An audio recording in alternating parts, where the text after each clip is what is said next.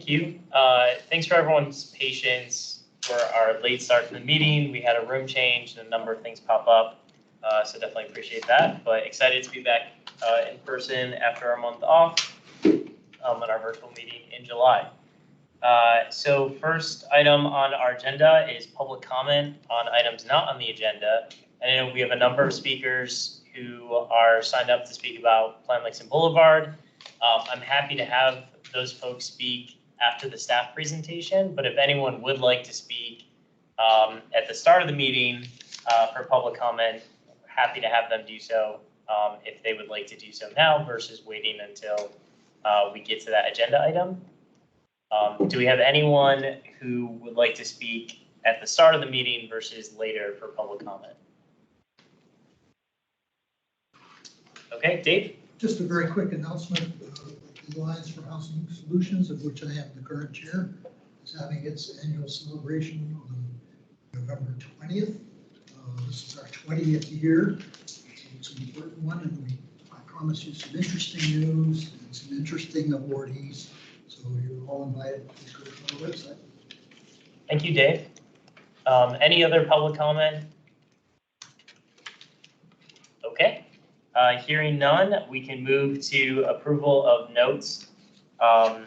Actually did have an item, and let me see if I can find it again. Did anyone else have any edits or changes to the notes?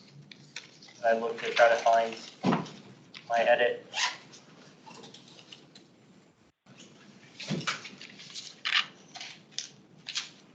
What was your edit? I just found it again. Or what is your? So under homeownership study information, it says Colin McBeth asked if missing middle is happening at all in conjunction with the study. So it wasn't just missing middle, it was the study that staff is going to do into, I think, affordable expanded housing options. So just that correction. Any other changes to the notes? As amended, I move to approve the notes. Okay, do I have a second? I can second. Great, thank you, Karen. And all those in favor say aye. Aye. All those opposed? Any abstentions? Okay, the minutes are approved. Thank you all. Next item on our agenda is Plan Lakes and Boulevard. I know the agenda said that this is an action item. It's actually an information item tonight. So staff will be presenting about it. We do have the option if we want to do a letter to the county board prior to the request to advertise, but it is not specifically an action item for us tonight. But I would like staff to answer as part of the presentation, will this be coming back to the Housing Commission prior to it going before the board for final approval? With that, I turn it over to staff. Thank you, Mr. Chair. Yes, we will be coming back to the commission sometime in October. So I have a quick timeline here that I would share. Can you confirm that you can see the slide? Yes. Yeah. Awesome. Okay, let me just arrange something here so I can see you and also my notes. 1 second. Okay.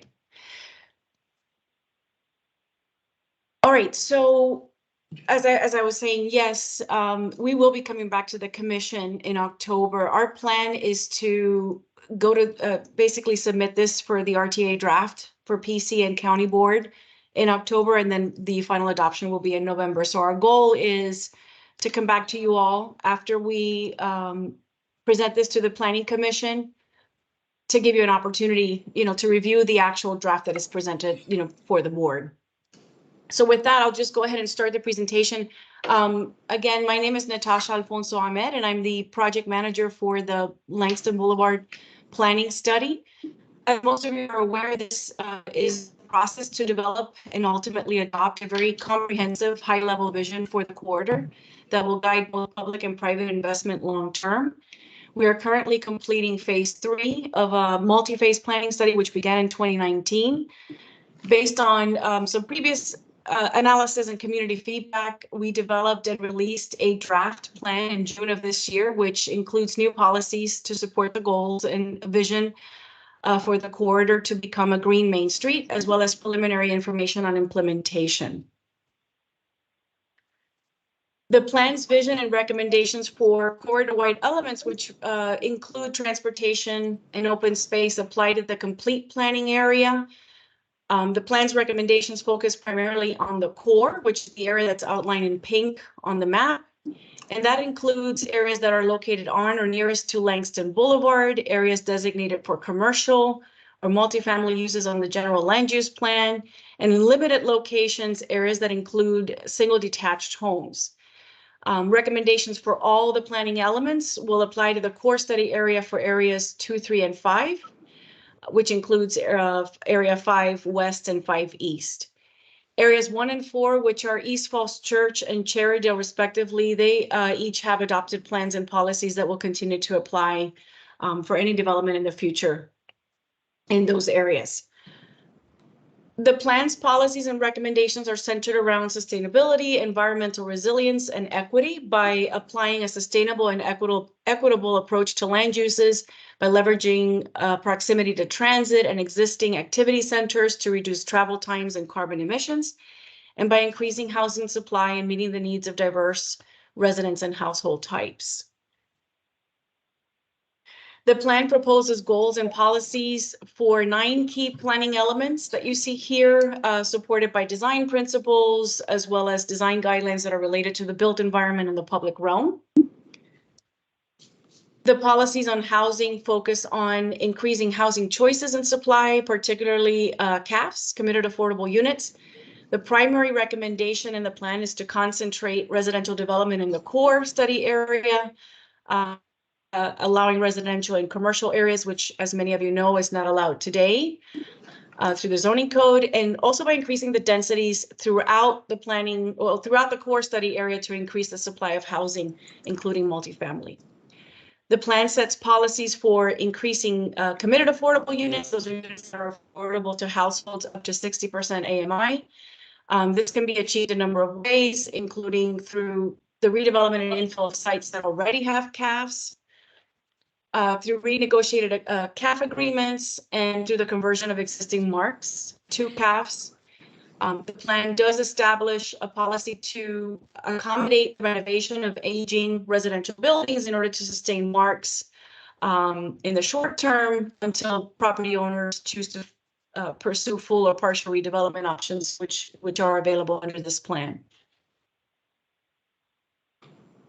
The current housing mix in the corridor or the overall planning area provides very limited opportunities for lower middle income households. We do try to use or apply the county's equity lens to understand whether and where there are racial inequities, or if we're exacerbating them as part of this plan. And it includes recommendations to mitigate and minimize those burdens for current and future populations. The planning area, which is again the broader geography that we were focused on, has a lower percentage of residents of color than the county as a whole, with only 29% of the population in this area identifying as people of color, compared to 40% countywide. The exception to this is within Area 5 East, which is North Highlands. That area has 39% of people of color. Additionally, the census tract 100-800, which includes Halls Hill and Highview Park in the western end of the corridor. That area has 64% of people of color. The planning area overall, again, is slightly older than the county as a whole, with 13% of the population being 65 and older, compared to 11% countywide. When you look more closely at the neighborhood areas, there are a few places with a higher percentage of people that are 65 and older. Overall, again, the planning area is more affluent than the county as a whole. If you look at the chart, there's a lot on there, but just generally speaking, the percentages of households that are earning $200,000 or more is about 37% compared to 27% countywide. And the percentages of households earning less than $100,000 is 33%. compared to 39% countywide. So, however, again, when you look at specific census tracts, the percentage of households that are earning less than 100,000 is higher in some areas in the county as a whole. So, for example, in census tract 100-900, which again includes Halls Hill and Highview Park, 40% of the households in that geography are earning less than 100,000. And in North Highlands, it's actually 51% of households that are earning less than $100,000 annually. Currently, there are only 8% of existing units in the planning area that are considered affordable, again, up to 60% AMI. Before the pandemic, that number was actually only 5% of units that were affordable. We expect that as the rents return to pre-pandemic levels, that the number of affordable units will decline again in the planning area. So the Affordable Housing Master Plan indicated a need for 2,500 affordable units by 2040 through a combination of committed and market rate affordable units. The June draft that we presented provided very preliminary figures on the potential housing supply and CAFs, which you can see on the slide, along with the current distribution of affordable units by neighborhood area. These projections are still under review and will be based on more specific site analysis that we're conducting, planning recommendations, as well as feedback that we've received from the community and most recently from the county board, which is a slightly different approach for how the 2,500 figure in the 2015 Affordable Housing Master Plan was derived. As we know, that was based on a sort of general approximation or percentage of the countywide growth. And with this planning study, we have an opportunity to look more in more detail at these sites and to see what they can deliver over time. So to achieve the vision, again, for a green Main Street that links neighborhoods to businesses, mixed use activity nodes, housing and public spaces, we need a new land use framework. This map illustrates how development in the future should be concentrated in the mixed use activity hubs connected by areas that are predominantly multifamily to expand opportunities for increasing, again, the housing supply along the corridor. The plan proposes 4 new activity hubs in addition to East Falls Church and Cherrydale. The framework that you see here supports the policies on economic vitality, but also housing by, again, concentrating development in those core areas that are accessible to metro and transit, and by supporting commercial activity and jobs and expanding the residential uses and densities, as I said before, in areas that are not allowed today, and overall increasing the housing supply and the levels of affordability. So to support that land use framework, the policies on building form are established to achieve context-sensitive building design. And they do that by focusing the tallest building heights at, again, those activity hubs, key intersections along the corridor and within walking distance of metro and bus stops, and by establishing parameters for setbacks and step backs and desired height transitions to ensure that we're being sensitive to the adjacent low density residential edges. The goal of the plan is to incentivize positive change in these core areas by providing other choices besides by right development, which we know isn't going to improve the current conditions, isn't going to increase the housing supply, and isn't going to provide more affordable units. So we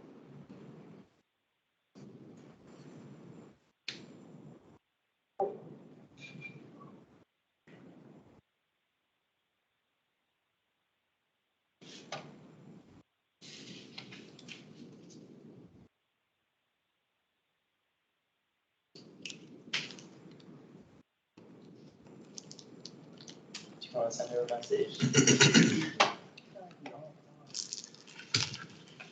I can. You should turn your camera off. That could help. Yeah. I don't know if she lost internet or if it's just slow.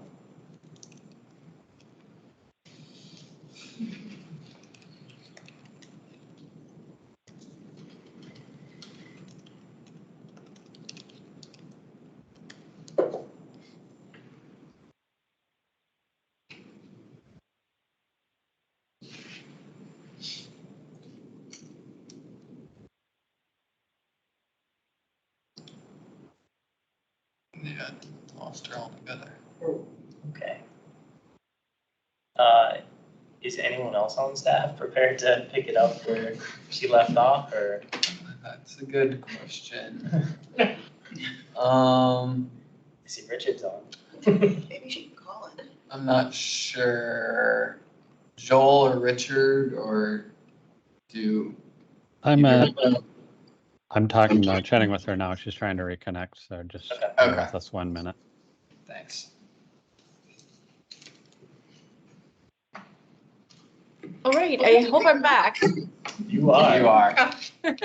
Apologies, I saw people moving, but didn't know what was going on. So what was the last thing you heard? I don't want to sound repetitive. You were talking about the zones of higher building heights and trying to make it, conform with residential edges and preferences there. And yeah, I think that was about it. That was it, so heights. Yeah. Yeah, right there, yeah. All right, and are you hearing an echo? I'm sorry. Nope. Nope. Okay, then it's just me. I can deal with it.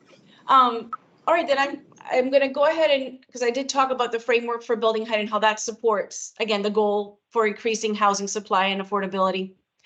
What I was mentioning it with this slide is that in addition to the concerns that we've heard about height, which as we've said is needed to increase supply, there are very specific concerns about housing, which are mostly about the potential concentration of affordable units in some areas where there's already affordable housing, the prioritization of renovating existing marks, so those are not lost, and then opportunities for revisiting the East Falls Church and Cherrydale plans to optimize, again, the affordable housing supply along the corridor.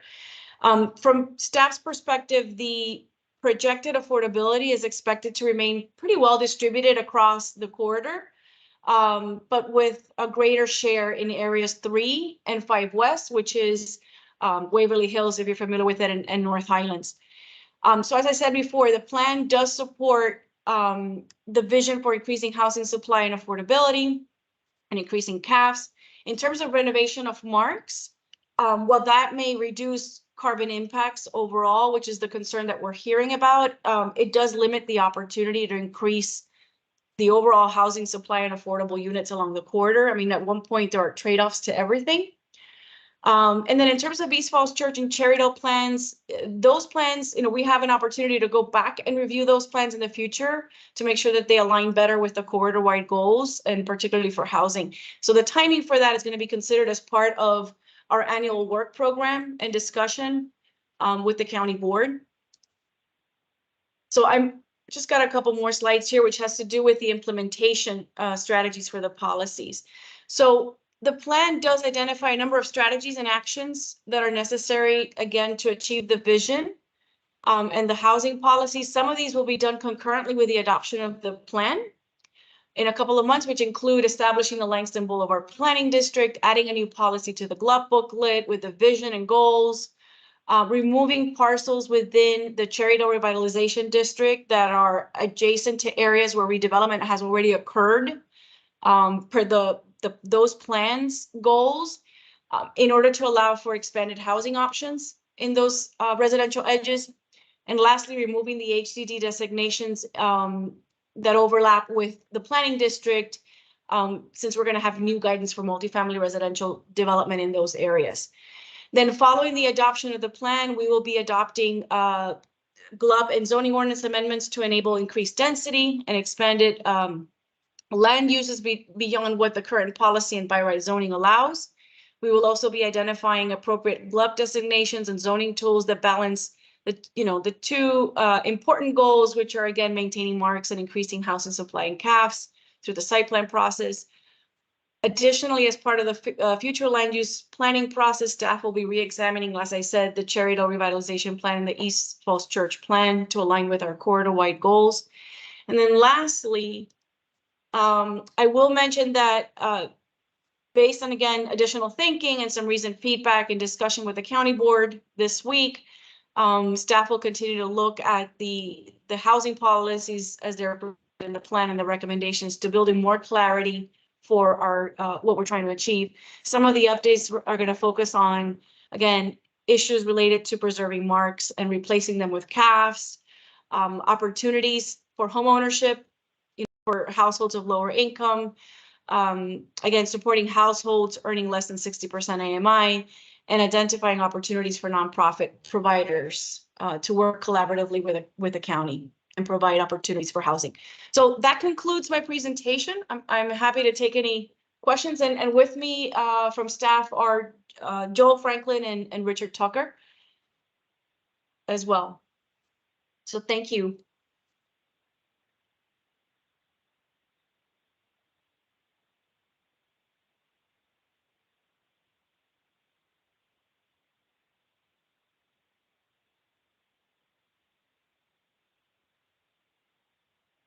Oh man, Alex, am I frozen again? No, I Okay, think Alex, you're muted. okay. Oh, Sorry about that. Yep, all right. So they didn't hear that. So you didn't hear my thank you to you. No worries.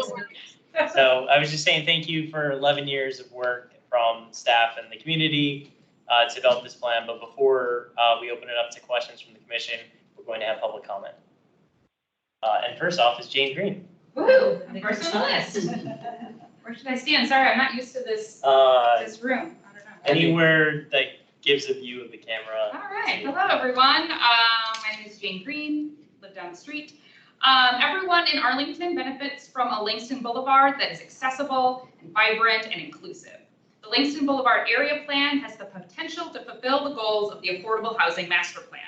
We can bring more geographic distribution to our affordable housing. We can balance enrollments across Arlington Public Schools. We can further reduce car traffic and improve multimodal connectivity. It's density that allows us to bring more people and more amenities to the northern part of the county. But the plan needs to go further to fulfill this vision.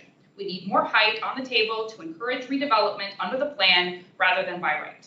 We need a firm timeline for updating the housing opportunities in Sherrydale and in East Falls Church. The community overwhelmingly supports this plan, especially if you weight how the responses are to match Arlington's demographics. Overall, we've heard a lot more from homeowners and renters, but if you take into account the opinion of renters overall, there's additional support for this plan. So please keep going and pass it. Thank you. Thank you, Jane. Next up, we have Jason Schwartz. Hi, can you hear me? Yes. All right, so my name is Jason, and I just live a 15-minute walk from Langston Boulevard, and I'm just going to talk about Area 5 because to me, and this is a huge spot that's going to be important for new housing. This area has huge potential to have lots of new housing built. The supply needed to add in across all income levels, and especially supply to get to the 2,500 AHMP affordable housing unit goal. So Area 5, especially in the eastern end, is right by Roslyn Metro Station, which is a bottleneck that WMATA is planning to invest $20, $30, $40 billion over the next couple of decades. This is planning efforts that have been already in place for a couple of years, and WMATA will be releasing a preferred alternative, a locally preferred alternative. And it could be some of these plans are looking to invest huge amounts of money, and therefore the housing plan in Area 5, and especially close to the metro station, must match this level of ambition. It would be we cannot just let billions of dollars of investment go and just add in a couple of stories of height. The Air Force Association, for example, that location is an 8-minute walk to Roslyn Metro Station, and it is also a 15-minute bike ride to the White House, of the United States of America. So this is, some close-in areas, high opportunity areas that demand high intensity TOD development. This entire area in Area 5 should be considered as an extension of the Roslyn-Ballston corridor in terms of housing, because these housing units are within the multimodal walk, bike, and transit sheds to these stations. These are very high opportunity areas and should be treated as such. And especially the heights along I-66. There is no housing along the highways. Highways and large main roads is traditionally where high intensity development goes, because that's where no one is there to stop it.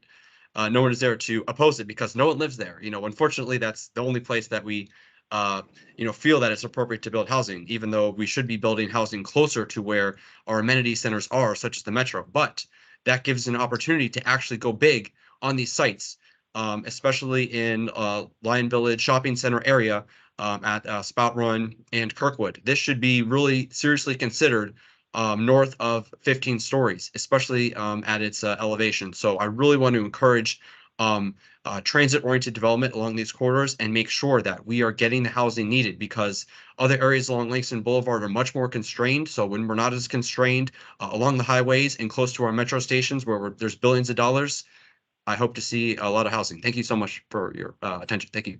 Thank you, Jason. Up next, we have Ryan Arnold. Good evening. Good evening. Great. My name is Ryan Arnold, and I live in the North Highlands neighborhood of Arlington. I read in the news today that the world just experienced the hottest 3-month period on record. More and more people are looking for ways to reduce their environmental impact, their carbon footprint. I have been living along the Roslyn-Ballston corridor for several years, and that corridor's award-winning urban planning has enabled me to live without a car. We need a lot more housing in places like that so that a lot more people can live more sustainably. And if we hope to make a serious dent in our overall greenhouse gas emissions, we need more places like the Roslyn-Ballston corridor. Just one of them cannot be enough. Langston Boulevard, if it's planned well, and we know that Arlington has a record of planning these things well, has the potential to become the kind of place that can facilitate car-free living. And so it should, urgently. The more housing we can put into a place like that, the fewer cars we'll see on the streets, and the better off we'll all be. I also read today that no less than President Biden just called global warming even more frightening than a nuclear war. That makes it imperative that you join me in calling for as much housing on Langston Boulevard as you can imagine. Thank you. Thank you, Brian. Next up, we have comment from Hector Herrera. I hope I said that right. And we have a professional interpreter on the line, Sherlyn. If you're on the line. Yes, I'm here. Yes, but it's a little low. Could you turn your volume up, possibly? Yeah. Can you hear me better now? Yes, that is great. So Okay, Hector is going to speak, and if you can translate for him, that would be great. Yes, of course. If I can just give him some instructions so that he stops after a few sentences so I can interpret. Sure. Yep. Buenas tardes, yo voy a ser su intérprete, señor Herrera. Si puede, por favor, hacer una pausa después de cada 2 oraciones para que interprete perfectamente bien lo que dice. Gracias. Gracias. Thank you. Good afternoon, everybody. Thank you for permitting me speak in Spanish. Gracias por permitirme hablar en español. Thank you for allowing me to speak in Spanish. Vivo en Fort Worth y trabajo en Arlington. Y como me gusta Arlington, paso trabajando en Arlington, voy a los negocios de Arlington, más tiempo vivo en Arlington que en mi casa. So I live in Falls Church, but I work in Arlington, and I go around different businesses working during the day. So I live more time in Arlington than in my own house. Conozco el problema en las viviendas, conozco el problema de la construcción, porque trabajo en la construcción. Y esta tarde he venido a solicitar hablar por mi comunidad. Porque mi comunidad... Un momento, por favor. Okay. So I know about the housing problem, and I know about construction because I actually work in construction, and I come here tonight to request something for my whole community. Si yo tuviera mucho tiempo, que no los tenemos, para hablar del problema de la construcción de viviendas en Arlington, se ha desbordado de todo, de seguridad, a los vecinos, vienen carros muy grandes, yo veo todos los días, ¿no? Unas grúas para pasar por encima de una casa. Eso no se puede permitir en una ciudad tan bonita como Arlington. Un momento. So if I had a lot of time this evening, I could tell you more about all the problems that I see regarding building houses and construction here in Arlington, because I see lots of cars going around and parking around the neighbors, and I see tow trucks that go and just take cars away, and all of this shouldn't be allowed in a beautiful city as Arlington. En mi comunidad hispana se siente muy feliz viviendo en Estados Unidos, y mi comunidad en otras naciones no vive como en Arlington. Por ejemplo, nosotros somos los que trabajamos en la construcción para las casas nuevas, pero nosotros no podemos vivir en las casas nuevas. Un momento. So in my Hispanic community, I want to say that we live very happy, and we live very happy here in the US, and back in our countries, we do not live like here in Arlington. For example, I work in construction, building new houses, but we cannot afford living in a new house. Eso no es justo en este mundo de ahora.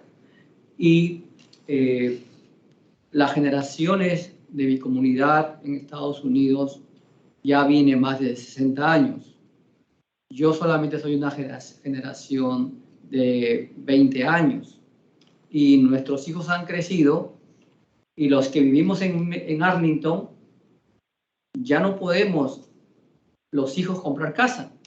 Están viviendo con los padres en la casa casi 3 familias. Un momento.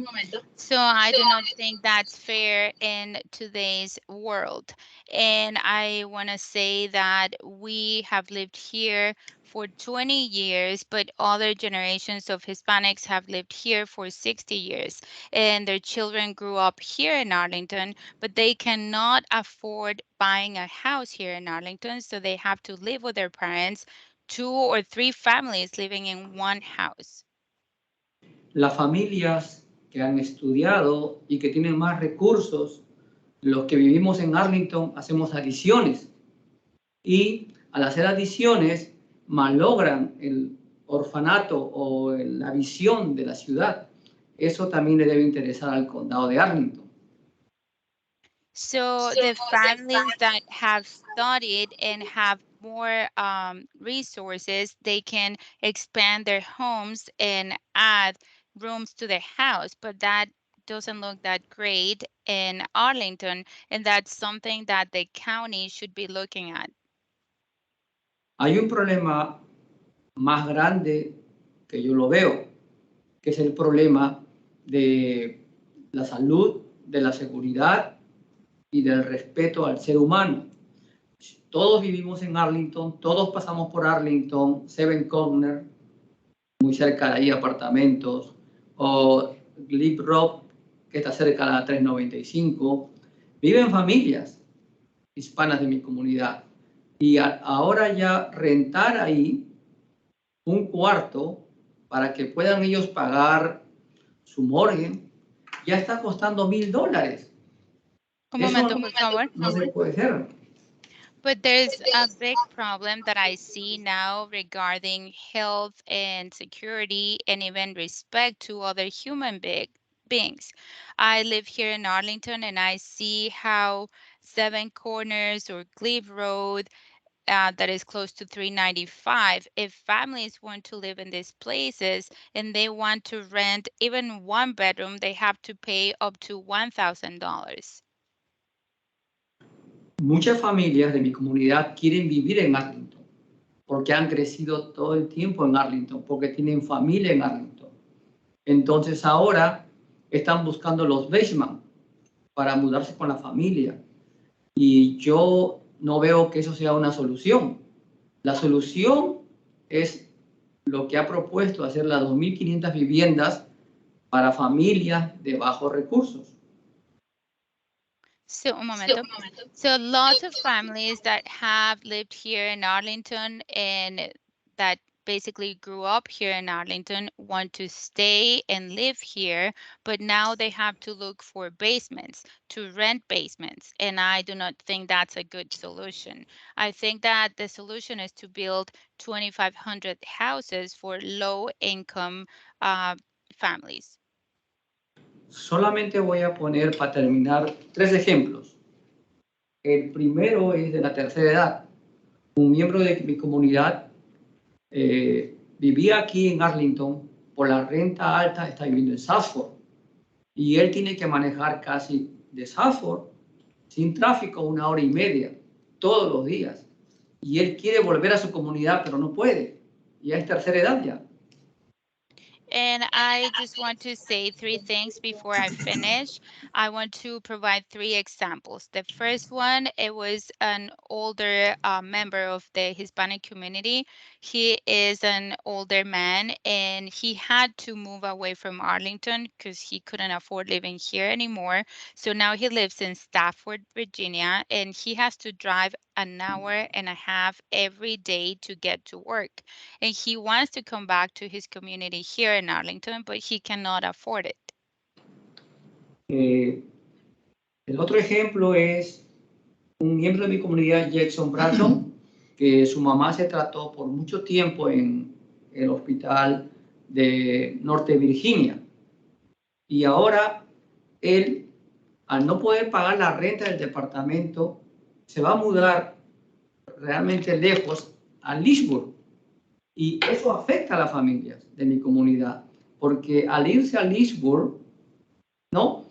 Su mamá, ¿cuántas horas va a venir al tratamiento que tiene la diabetes en el hospital? Un momento. Another example is a member of the community. His name is Jason Brandon, and his mother needs treatment, and she goes to the hospital in Northern Virginia. But now, because he cannot afford renting an apartment here in Arlington, he has to move far away. So he's moving to Leesburg with his family. And that's going to affect his mother because now how many times is she going to be able to go to the Northern Virginia hospital because she suffers from diabetes and she needs that treatment? Y la última historia es mi familia. Mi familia trabaja mucho, los padres y nuestros hijos ya son profesionales. Son médicos, son psicólogos, ¿no? Y también trabajan en otra dependencia. ¿Cómo es posible que ellos quieren Arlington y ellos no pueden comprar casa en Arlington? Ellos están rentando en Arlington. Ellos no quieren renunciar a vivir en Arlington, una ciudad histórica. Ellos pueden vivir un poco más lejos, en casas de repente más grandes, pero acá hicieron su historia. Acá crecieron. ¿Cómo es posible que nos nieguen la oportunidad económicamente de vivir en Arlington? He hablado con miembros de mi comunidad. Si es posible, podemos hacer una marcha. Podemos hacer un plantón frente al gobierno de Arlington. Gracias por todo. And the last one is an example about my family. My family, we all work very hard. My children, they're all professional adults. One is a doctor, another one is a psychologist. And even though they work very hard, they cannot afford buying a house here in Arlington, so they have to rent. And they could afford living in a larger house somewhere else, probably far away, but they do not want to leave the city in which they grew up. So they want to stay here, but I think it's not fair that we do not have the opportunity to buy a house and live here in Arlington. So I think, and we were thinking, all the members of my community, to maybe get together and protest here to the government of Arlington. Thank you. Gracias. Thank you. Gracias, Hector. Next up, we have Marjorie Green. Good evening, everyone. For 20 years, my family and I have lived near the Langston Boulevard corridor. It's our neighborhood, our go-to for shopping, dining services. And so what happens to it matters to us, and I guess I would say especially to my 26-year-old daughters, who hope to be able to live in Arlington long-term one day. I support strongly the vision in the plan and the community priorities outlined, but if we're going to achieve those priorities of equity, sustainability, resilience, livability, we do need to act now. We can't push this off. While I support the plan, I echo voices you've heard previously in this meeting in agreeing that we need some refinements to the housing portions of the plan. We all know our county needs more housing and more affordable housing. You've just heard a compelling speech from Mr. Herrera. It's striking to me that the county has reported that despite the affordable master plan goal of 2,500 units along Langston Boulevard corridor, since 2015, no new committed affordable units have been added. So this plan has to find a way to remain consistent with that vision in the Affordable Housing Master Plan. We start to get into dangerous territory when we tinker here and there and say, well, you know, we'll scale back a little here because we have to. We need to stay consistent to that vision if we expect to meet those goals, including equity. So we have to look at market rate units. We have to look at committed affordable units. We have to give affordable housing providers, particularly nonprofit providers, maximum flexibility to do what they do best, whether it's infill or new. And that may mean lot consolidation, height and density bonuses, or co-location of housing on public land.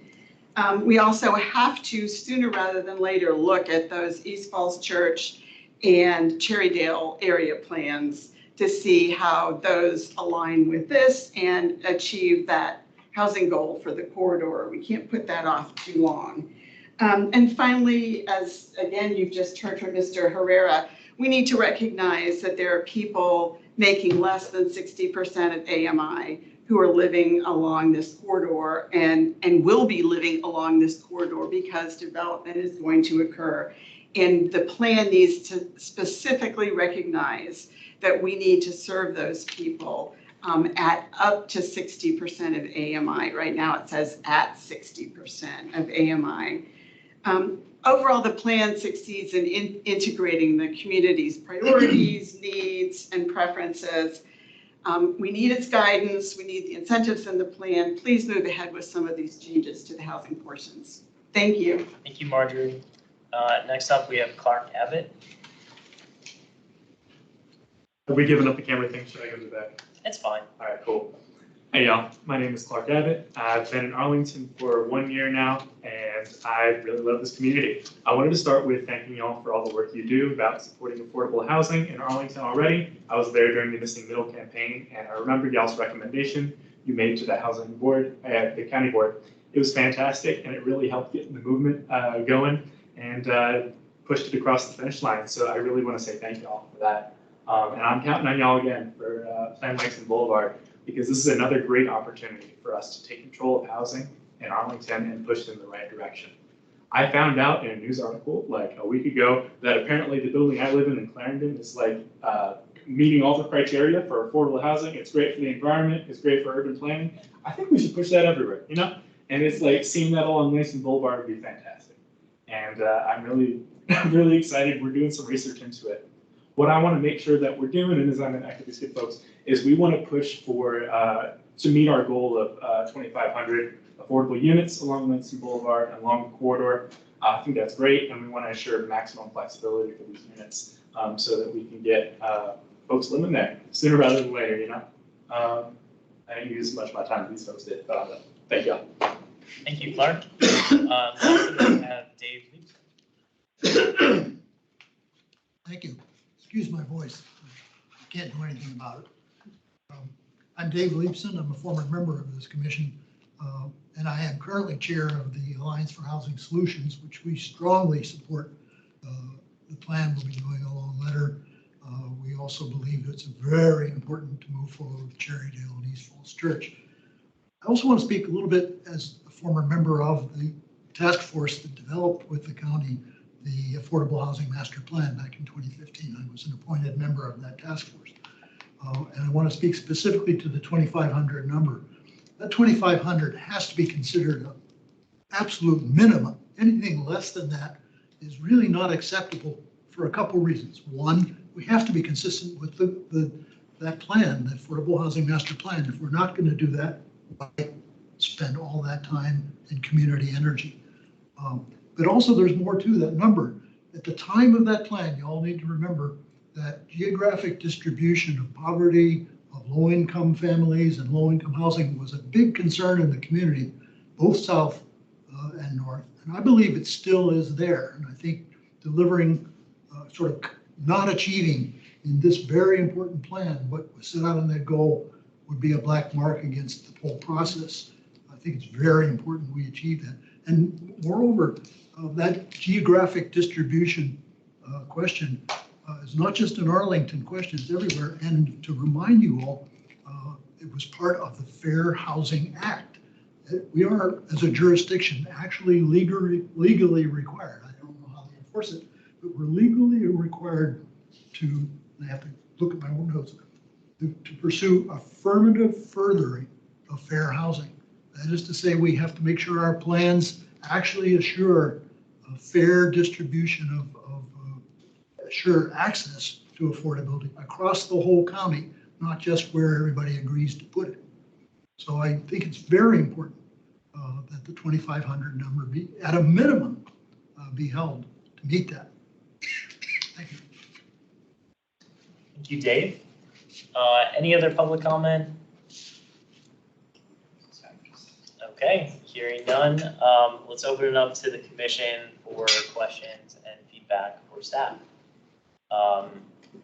Who has the first question? I will save mine for a bit in.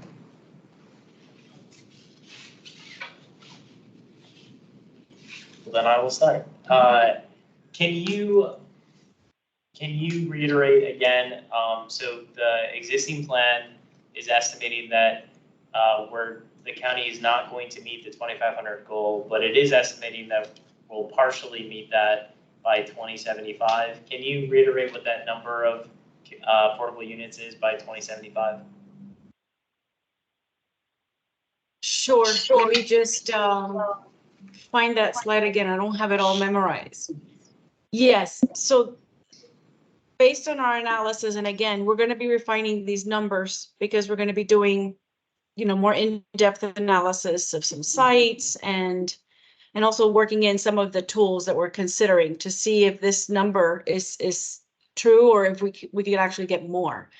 But at the moment, we're saying that there's a potential for a net new of 1,185 units in 2040 and up to 2470 units by 2075. So getting us close to the 2,500 goal, but in a much longer time frame. Yeah, I mean, I think the 2075 timeframe is problematic. One, I don't know that I'll be alive in 2075, and I'm 36. I think we're talking about a completely different county at that point, with most people who live here now either very elderly or dead. And for planning purposes, I feel like it's just stretching it too far to go out 50 plus years. I think the 2040 number is probably the one that realistically we can communicate on. So I have a little bit of hesitation around just throwing out, well, 50 plus years from now, this is what we think we'll have. Knowing that so many things are going to change by that point. I agree with many of the comments that we heard that we do need to try to at least meet the goal that was agreed upon in the 2015 Affordable Housing Master Plan of 2,500 units. I know a lot of people have said to do that, we need to look at the Cherrydale area as well as East Falls Church. And I think East Falls Church, with the plan that's currently in place, my understanding is it sort of failed to actually promote any of the development that we thought it would, and it has not been a successful planning effort.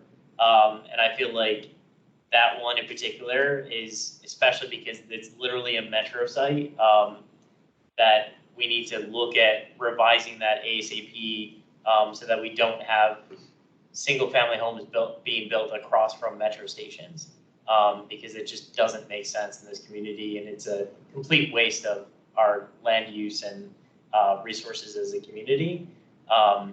So that's definitely something that I think is important, and I echo what we've heard from a lot of our speakers, public comment on that. I had another question going back to the equity framework that the Housing Commission had adopted this summer. I was hoping that you could provide some more detail about the consultation efforts throughout the planning process with historically marginalized populations.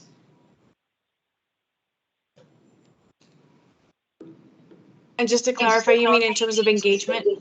Yes. So Sure. throughout the planning process, efforts to engage specifically with populations that the county board has identified as historically marginalized and part of our overall, not just racial equity, but overall equity, framework for the county. Sure. So we've done a number of different things of ways from the beginning in the process. We've met continuously with different civic association representatives. And many times we went to their civic association meetings, and many of those populations are part of those civic associations. So that's one thing we've done. During the land use scenario analysis, and then most recently after when we presented the PCP, if you recall the preliminary concept plan, we held a number of I forget what they're called, but pop-up stations, like the county has done, let's say for the transportation analysis when they were working on the plan and all of that. We held a number of pop-up stations at many of the affordable housing sites along the corridor, so like Lecky Gardens, Larkspur, and Calvert Manor, where we, in an evening, we showed up and we provided material in Spanish as well as in English, just verbally, to be able to engage that community, and tried to meet them, at a time that they were available. Most of them were working late, so of course we were there in the evenings. But that was one way that we tried to do that. The other is, we have an extensive database of all the property management managers of all of the apartment properties along the corridor, and we extensively sent out information to them, engaging them and inviting them to the meetings that we were holding. So that was another way that we did that. Okay, thank you for that additional information. Can you talk about, again, looking through the equity lens, how Plan Langston Boulevard, if it were to be implemented, would impact the disability community? What positive benefits could it potentially have when it comes to more accessible units, or just providing more information about any impacts on the disability community in Arlington and along the corridor? So this plan actually provides opportunities to mitigate a lot of the problems that we have with accessibility. As we know, there's areas that have topography challenges, that there are a lot of connectivity barriers. So just speaking specifically now about connectivity, and then we'll talk about the housing and units and buildings and how those are designed. But I mean, in terms of the public spaces, we have a lot of issues with connectivity. And so this plan really tries to establish new ways that people can connect, which is what we call greenways. And that provides opportunities for people of all modes to be able to connect physically to public spaces and amenities and services along the corridor. So that's a big part of our sort of multimodal policy for the corridor. And then if you look at a little bit more closely at our public spaces policies, we are recommending, particularly in areas where you're close to trails, to improve those public spaces, near the entrances, so that they can actually be regraded and accessible, for, ADA accessible, because I don't know if you're familiar, but in Area 5 West, which is North Highlands, there are a couple of locations where you can access the Custis Trail that are really difficult for people who are disabled. And so the plan recognizes that and encourages that through the policy, that as new development comes in, that they actually improve those connections. In terms of the buildings per se, we know that a lot of the housing stock in the corridor is pretty old. Many of the garden style apartments have no elevators. You know, they just have to be upgraded in a number of different ways, just to bring things up to code, is particularly for ADA accessibility. And so this plan, by providing incentives for some of those sites to redevelop, there's an opportunity to improve the housing stock there, to create places that, again, can provide housing on the ground level, let's say, for people who are disabled. And so without redevelopment, you can't really change the sort of the problems that we have there. And so we need that in order to create newer buildings that are up to code. Thank you. Other questions?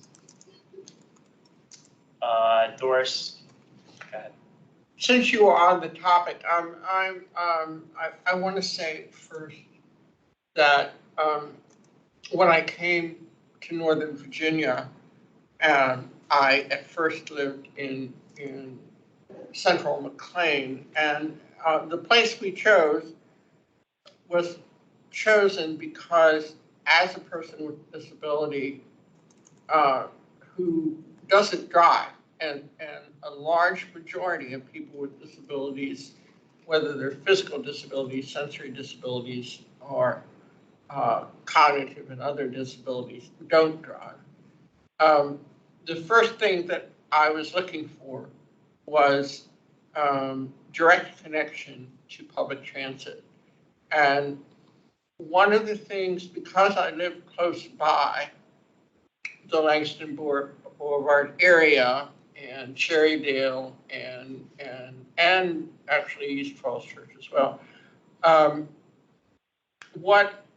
we would go over there all the time. When I needed to move, I wanted to come into Arlington and looked over at a number of places on Langston Boulevard. And, you know, at least at the time, with the modest salary that I had as a librarian in an engineering firm, I couldn't afford it.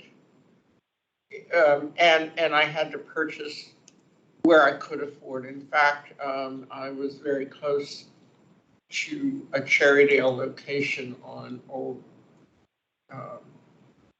the older portion of Langston Boulevard called the Highway at the time. So, but the potential here for making for putting in affordable housing that is accessible and accessible to public transportation, because Langston Boulevard is rich with public transportation compared to many locations, is very important. It's also important for people who are engaged in essential jobs and need to connect to the subway and go into DC or go out to Fairfax or whatever. And so I'm wondering, listening to the questions that the chair has asked, whether there are incentives that can be built into this plan that may go beyond the usual incentives and programs and tools that are in the Affordable Housing Master Plan, to use those, but to also look at some expansion to increase the number of affordable units, to definitely increase the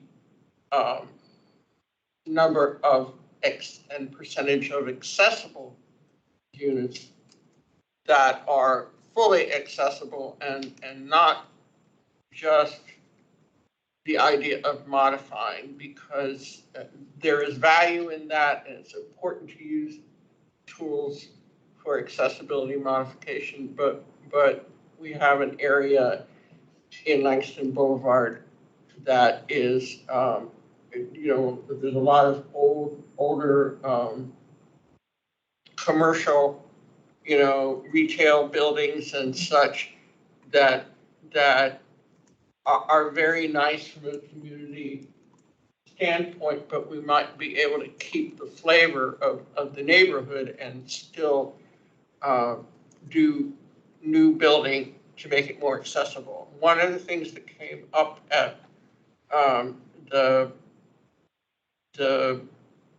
guess it wasn't site plan review, it was long range planning meetings on Langston Boulevard was to retain the corridor as a very, very rich transportation corridor, but that improvements are really, really necessary in pedestrian infrastructure and needs to be very highlighted and planned to make the neighborhood livable for people with disabilities. And the other thing I think to connect to it that the county may want to make part of its objectives or goals is to connect to WMATA, for example, out there in East Falls Church, because there's a lot of talk. I do transportation advocacy as well, and there's a lot of talk in the transportation industry about and public officials about utilizing metro stations for affordable and accessible housing. And of course, as a lot of people have said, East Falls Church is important, but that East Falls Church station is at one end, Roslyn is at the other end. But if you don't have the pedestrian infrastructure that's accessible, and if you don't have the transit service to get you to those stations, it's really not any good. And I think we should, to a person with a disability and or others who need to use the subway and others who are going to be looking for connections to transit, to be able to live in Arlington and still keep or find jobs as they come into the community. So those are the points that I want to emphasize, and I think the idea of looking for some incentives to ensure more accessible units are built in that corridor is very important. And it also links to jobs in McLean, at Tyson's, and going out to the whole industrial center that's out there, and at the other end to Crystal City as transportation corridors. Thank you. So I'm wondering if you're looking at that, and I'm wondering if you could come back to the commission with some thoughts about enhancing or emphasizing that. Thank you. Natasha, do you have any immediate responses? I see Richard is. Yeah, good evening, everyone. I'm Richard Tucker. I'm with the Housing Division.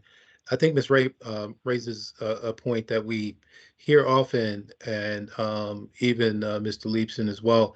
How do we get more of what we want? And I'm not sure that, a plan like the Langston Boulevard plan is the place to, contemplate and put in such incentives if there are any. I think we really need to take a closer look at the zoning ordinance. Because if we want more accessible units or more affordable units, we don't just want them on Langston Boulevard, we want them in all of our planning areas. So, that point is, we'll take that with us, but I think the solutions are within, in considering the zoning ordinance and not necessarily the language that's in the plan. I think there's a lot of ground covered with the plan. So want to, agree with you all. But I think there are other ways to address that, or better ways to address that. I do want to say there's a lot of landscape there that, you know, what I'm trying to say is that at various points along Langston Boulevard, there's already accessible land. You know, so there are places that are very problematic. And also its proximity to Marymount, both at the Old Dominion campus and the one in Boston, makes it right for young people and students, I think. Thanks, Doris. Paul, I think I saw your hand next.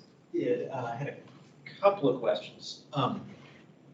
First, about the omission or exclusion of Cherrydale from the plan. Is that simply a lack of capacity, or was it intentionally excluded because it was previously planned? When you say capacity, you mean staff? Staff capacity. I mean, it's. No, it wasn't because of. Work plan. Sure. Well, the work plan itself is a discussion that's held annually with the county board, so it's something that we intend to bring up for sure. But it wasn't because we didn't have the staff resources to look at it. It was mainly because, I mean, we did look at certain aspects of Cherrydale and East Falls Church. We looked at the transportation, the public space, sort of opportunities, and how those could align with the corridor-wide goals. But we recognize that those areas have adopted plans, and we know that we're going to need to have further conversations with those communities, because some of the recommendations that when we were looking at the transportation and the parks and open space, we realized that we need more density there too, more height. And so we can't just make that decision as part of a corridor-wide sort of analysis and decision that we're making for the rest of the corridor without really having more conversations with those communities, respecting that they already went through a process. They had already thought about height in those areas. And so we just felt that we needed to go back. We need to come back to them in a separate setting and have a more targeted conversation. And particularly now that we know better what the challenges are for meeting a housing and all other things along the corridor. Yeah, I would just observe that it seems there are a number of buildings in Cherrydale that are being held for redevelopment.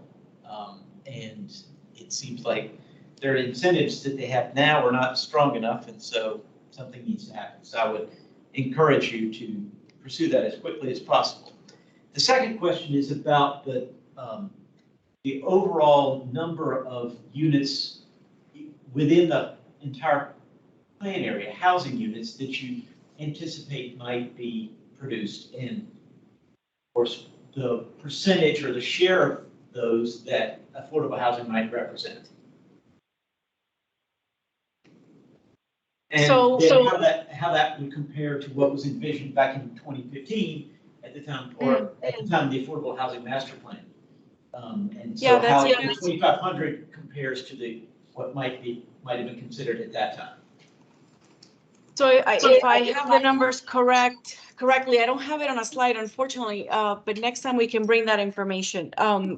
Based on the Affordable Housing Master Plan goal for 2,500, that would have represented about 11% of the county-wide sort of share of units in this corridor.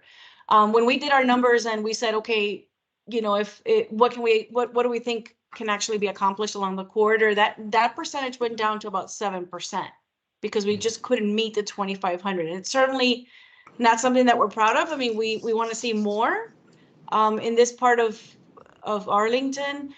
But yes, the share will proportionately be lower if we cannot accomplish or accommodate, you know, the number of units that we're hoping. So is that 7% of the overall goal, or is that 7% of the net new units that might be produced under the plan? So I'm referring to the countywide, you know, every planning corridor and areas outside of the planning corridor have a targeted, let's say, number of units. to help meet the need by 2040. Langston's share of that total number, and maybe my colleagues in housing can help chime in with that number. It's I forget how many exactly, but Arlington's share, Langston Boulevard's share was about 11% of that total number.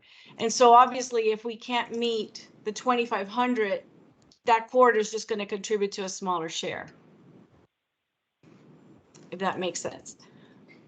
It does, though. I guess my question still is, what percent of the net new units do the anticipated affordable units represent?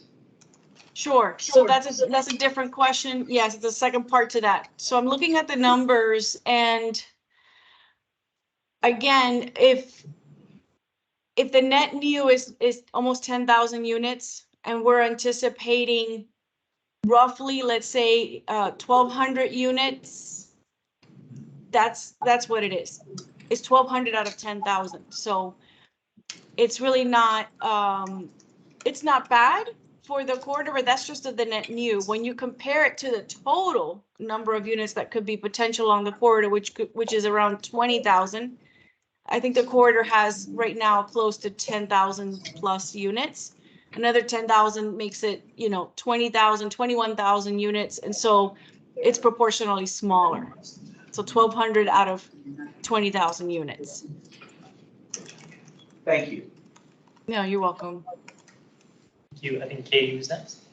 Thanks.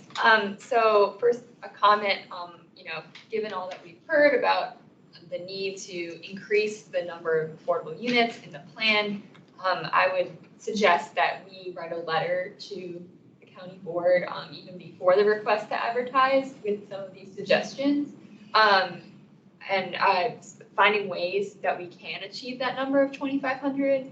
And from my understanding, one of the ways to do that is to increase the maximum height allowed. And I guess my question with that is, what is the current number of stories that would be allowed in the plan?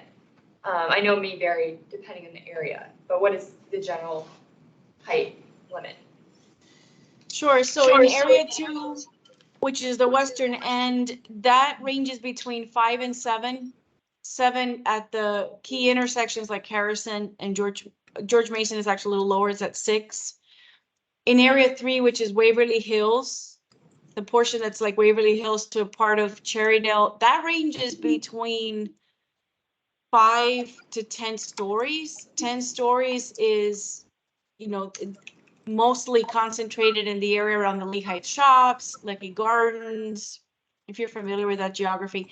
And then area 5 West, which is North Highlands, there is more capacity there just because of the proximity to I-66, and there's just so much space, so much distance between the low density residential edges that we go as high as 15 stories there. And then in area 5 East, which is near Roslyn, near the Air Force Association site and Park Georgetown, that's between 5 and 10 stories. Okay, thank you. Natasha, can you talk a little bit about why the residential edges were dropped from the plan? It seems like a real missed opportunity. So, you remember that we did a few scenario analysis 2 years ago or so. Before we put out the preliminary concept plan, we did a whole analysis of the sort of development scenarios that are possible along the corridor. And there were 2 sort of options for each neighborhood area. One was a lower height scenario. The other one was a taller height scenario. And at that time, even with the lower height scenario, we had anticipated or considered including a lot of the residential edges, a lot of the single family detached lots abutting the commercial parcels along Langston. Because we know, if particularly in area 2, that those commercial parcels are very shallow. There's just not enough room to build anything substantial. So we had included those lots. And then through the conversations with the community, the feedback that we heard was that there was just no support from the communities there. for showing more change in the low density residential edges in the single family areas. There was concern that, you know, by doing so, it was going to increase property values, therefore increase taxes, that it would bring more traffic into the neighborhood and so forth. So when we presented the preliminary concept plan, we decided to take out most of the residential edges with the exception of a few areas near, like where it is really critical, let's say at key intersections, that without those lots, there would just be no improvements to those intersections, no changes in terms of new development. And so that's why you see the limited areas that are in the plan now. Did the neighbors who expressed concern about the rising property values and taxes also complain about the addition of like green space and trees and other things that raise property values and make it a more livable and nicer area? Or was it just specifically these issues that they had concerns about? It was a mix. I would say, you know, there are people who obviously don't want any change. They're perfectly fine with the street the way it is. You know, they don't necessarily think that that bringing in this level of density to make those improvements is worth the trade-off. That's just, you know, that's just how some people think. There are others who are kind of in the middle who say, you know, we need more parks. We need more amenities, more services. We need, you know, a community center and all these other things, but we don't want it in exchange for height, and we don't want the private sector to be the one, you know, we don't want to give the private sector the you know, the ability to do that. And then there are others who are, I would say, are more find that there are balanced ways to do it, you know, where there's a collaboration between the private sector and the public sector. So it's really, I would say, the whole gamma when it comes to perspectives. Thank you. Other questions? I have a couple. Good evening. I just had a question on what was being done to preserve some of the legacy buildings or, you know, commercial properties along the corridor. I'm sorry, did you say legacy? Yep. Yes. So we, I don't know if you are familiar with the Historic and Cultural Resources Survey that we did about, I'm going to say now 2 or 3 years ago at the beginning of the process. We went out and surveyed over 120 properties along the corridor that had never been surveyed before. And we didn't just look at buildings, we also looked at resources that contribute to sort of the history, the narrative of the corridor, include especially legacy businesses. So we looked at African-American resources related to the Civil War, and a whole list of different categories. But legacy businesses was one of them. And so when we were looking at the preservation strategies in the report, in the plan, we evaluated a lot of different factors, and that was one of them, which had, we looked at 7 different factors. We looked at, you know, are these resources contributing to sort of the narrative? Is it the architectural history? And so forth. And so the businesses have always been a central part for us, but we recognize that, you know, businesses by themselves, you know, they're not always necessarily the owners of the buildings that they're in. So while we want to recognize businesses and we want to sort of honor them and the legacy that they've had along the corridor and remember them, we recognize that sometimes we just have to use methods like interpretation on site or nearby, where you can do that through public art. You can do it through, you know, events and things that celebrate those businesses, but not necessarily the preservation of a building, because they're not necessarily owning the building, if that makes sense. But it is a central part of how we tell the story for Langston Boulevard, and making sure that we find a way to continue to make that narrative, to tell that narrative, even in the new development. Thanks. I would just encourage you and staff to come up with concrete, intentional plans to preserve those legacy buildings or legacy businesses. I think we all know that without that type of intentionality, those legacy businesses are just going to go. They'll be forever gone. So I would like to just see a little bit more intentionality around the plan instead of, you know, kind of hoping for the best. Maybe there are other things that we could do. And then my last question is just around 60% AMI. I didn't hear any commitments on 0 to 60, and just lifting up the geographic distribution that we heard earlier. Are there any plans for 0 to 60, or is it only 60, 80, 100, 120? Yeah, I was surprised to hear that people were reading the plan as though we were starting at 60%. Like we were saying at 60%. So we have to go back and make sure that we're not saying that in the plan, because our intention is to look at the whole gamma, starting from 0 all the way past 60, right? So we're going to go back and make sure that we address those policies, and if we made any references like that, to correct them, because that was not our intention. Thank you. Natasha, during the board work session, they talked about wanting to preserve marks along the corridor. I was just curious what types of things could potentially go in the plan around mark preservation. That's not something that I feel like the county typically engages in. It's more CAF development. If you have any information about that, it'd be helpful. So I'm gonna tap my colleagues here, either Joel or Richard. It is something that we're looking at more closely now. Richard, yeah. Sure, as Natasha just said, we're continuing to look at that. One of the, I'll just mention this as an aside, as we think about preserving marks, if there are incentives, and this is part of the questions that were asked at the work session, if there are incentives, then there's there's an expectation or requirement that there's affordability commitment. So then the marks then become CAFs.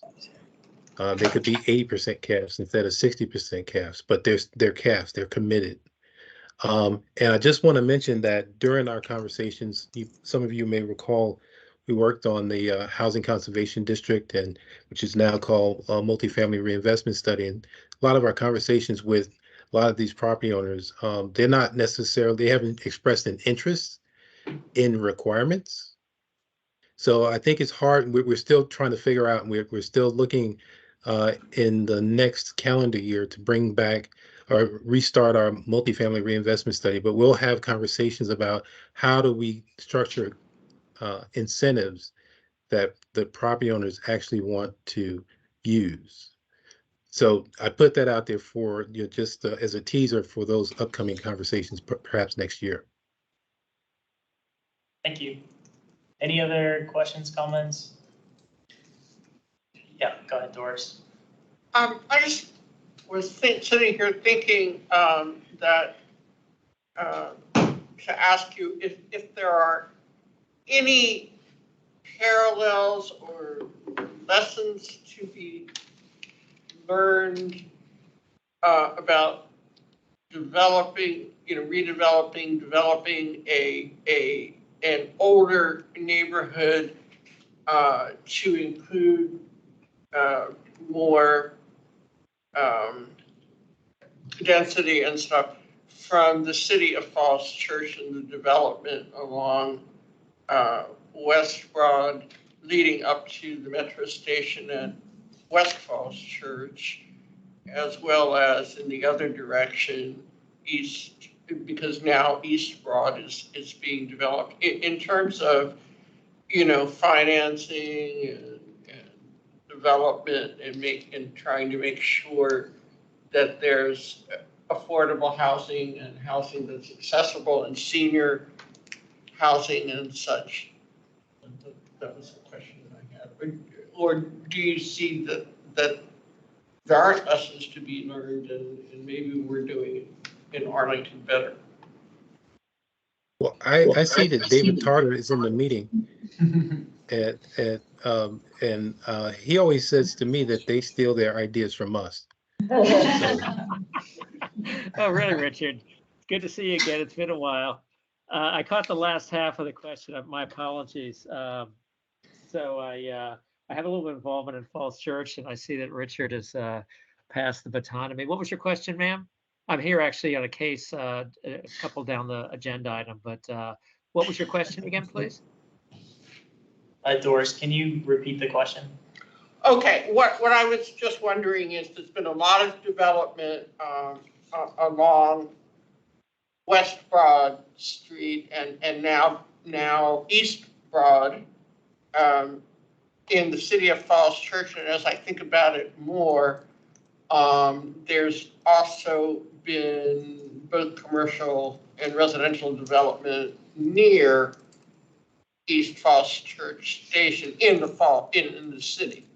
So I'm just wondering whether there are, lessons for Arlington to learn, maybe adapt, maybe not adapt, positives and negatives regarding the development that's going on over there, because recently I was over there to look, for example, at some of the new apartment buildings and the senior buildings and such that are there that were never there before, and it was a very quaint kind of residential neighborhood, and now it's becoming much more dense, and I'm just wondering whether there are both positives and negatives to what they're doing, and whether some of that might apply to Arlington Boulevard. Sure. So I don't want to interject into your deliberation about Langston Boulevard. I would just say in Falls Church, we have put a lot more housing in areas that we think are appropriate for particularly transit-oriented development. There's a development near our high school, which is near the West Falls Church Metro, which actually technically is in Fairfax County. But we've got pretty high density development there, 16 stories is the cap. We have some very small, we call them micro units. So we have a series of, I can't remember how many, maybe 200 unit building that has micro units, really small units. I don't remember the GFA, average GFA, but the idea there was to have a different kind of housing stock. And so those are under construction right now. We also at the Whole Foods site, which is on the other, it's the intersection of Langston Boulevard, we call it Washington Street and Broad Street. The city actually bought some additional ADUs in the building from the developer. So we increased the number of ADUs, committed ADUs, CAFs in that building to approximately 10% by actually the city kicking in some money to essentially buy some units ourselves. So we've tried some innovative things to get new housing types. We are right now considering some zoning changes that would increase density along some portions of our streets as well. So, I mean, I think the key is, and for us, is try to connect to transit as best we can and put density where transit is close by, such as near the West Falls Church Metro Station. But we certainly look forward to learning from you all, and maybe there's some things you all might perchance learn from us as well. Thanks, David, for jumping in there. Sure. So I think that'll be our last question. I do like Katie's recommendation that we write a letter based on what we've discussed and the feedback that we have had today. What I have sort of in my notes, and if people could help if there's additional things or things that they disagree with, so that we do think the county needs to prioritize meeting the Affordable Housing Master Plan goal of 2,500 units and not on a timeline where everyone who currently lives here is dead. And that they need to revisit the Cherrydale and the East Falls Church plans. Doris had brought up, looking at incentives for additional accessibility along the corridor. Are there other things that you all wanted to include in that? I think we had a commitment tonight just to clarify language around the 0 to 60. That was my interpretation after hearing it. So I think if we could clarify that in the presentation, if we're having it here, there's going to be a lot more in the public. And then also just, I personally, I don't know if my commissioners would agree, but would like to just see firmer commitments on preserving the legacy buildings along the corridor. Businesses, I keep saying buildings. Yeah, so I just want to clarify, Mike, so it's the business, not the physical building. Right, that, of course, okay. Yeah, the business itself.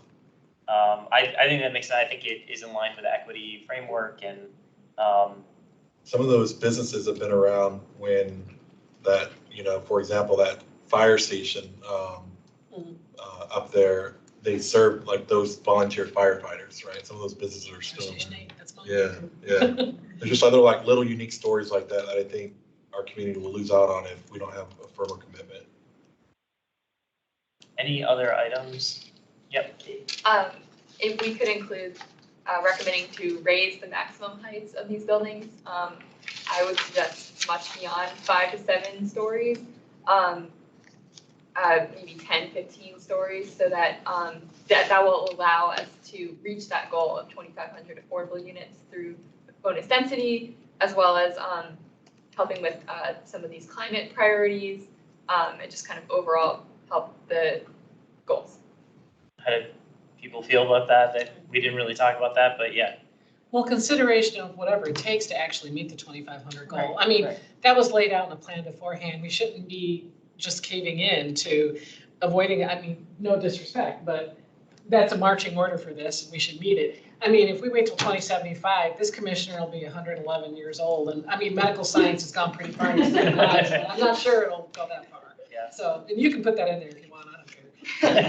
I'd like to stay in Arlington, and hopefully, I live along the corridor, so I'd like to stay there. Go ahead, Doris. I was just thinking that also, you know, Cherrydale Health and Rehab was selected when they first opened, selected that site in Cherrydale so that it would be part of the community. Because for a long time, you know, many nursing homes just kept separate and hidden and such. And I was thinking about the new site plan that went through for the development there at where the extension of Langston Boulevard, you know, goes around the old portion. Right there, what is it called? It used to be old Cherry Cherry Hill Hill Road there. Cherry Hill Road? Yeah, and so I'm thinking, as we're developing that, also including the idea of some percentage of affordable senior housing that could be built in that area, and people who live in Arlington, seniors who live in Arlington might have an opportunity to stay in Arlington rather than going out to someplace like Annandale or Fairfax or something. One of the items I think it was circulated in the written comments to the commission was asking the board to prioritize AHIP money for Langston Boulevard in the future. Since AHIP is very underfunded and currently all the money is going towards existing projects that have already been committed to, I have my doubts about how effective that could be, but is that something that we want to explore putting in the letter along with raising the AHIP? Maybe funding? if you combine that with, there was also something in the comments about NOFA. That the project also be bumped up as a priority within NOFA. Yes. So I think, is it already? The highest It's already scoring area. Langston Boulevard? Yeah. Okay, Okay, all right, then scrap that. but you're right, that was in the comments. I thought that if we combined it, you know, we'd go over better. I mean, we could more generally just say the county should prioritize adding affordable housing to the corridor through public-private partnership, whatever means makes the most sense. I think that makes sense. Okay. Any other items to our grab bag of recommendations? Yeah, along with that last point, I think clarifying that, you know, we can increase possibilities for these nonprofits to build affordable housing through co-location and consolidating lots. So you said co-location and consolidated lots? Yeah, co-location with public facilities. Okay. Anything else? That's quite a letter you got already. It is a lot. I strongly agree with that and the increased density. I don't know if we ever close the loop on that. Are you talking about with the heights or, okay. Since we're a public forum, maybe Arl.com will produce the right on this one too. Maybe. Arl.com. I think it was the Gazette Leader that wrote And the Gazette Leader. the other articles. I don't know if we make it to the Earl now level, but we'll see. Any other local media, they should report on this report. Yes. Okay. Do I have well, do you want me to read through the list that we have so everyone is clear? Okay.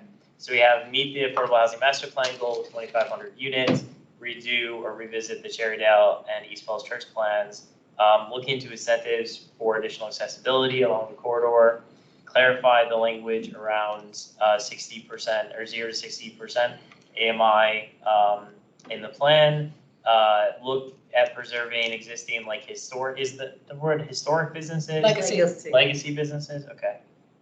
Legacy businesses along the corridor, look at raising maximum heights and density to meet the Affordable Housing Master Plan goal. Look at additional affordable senior housing.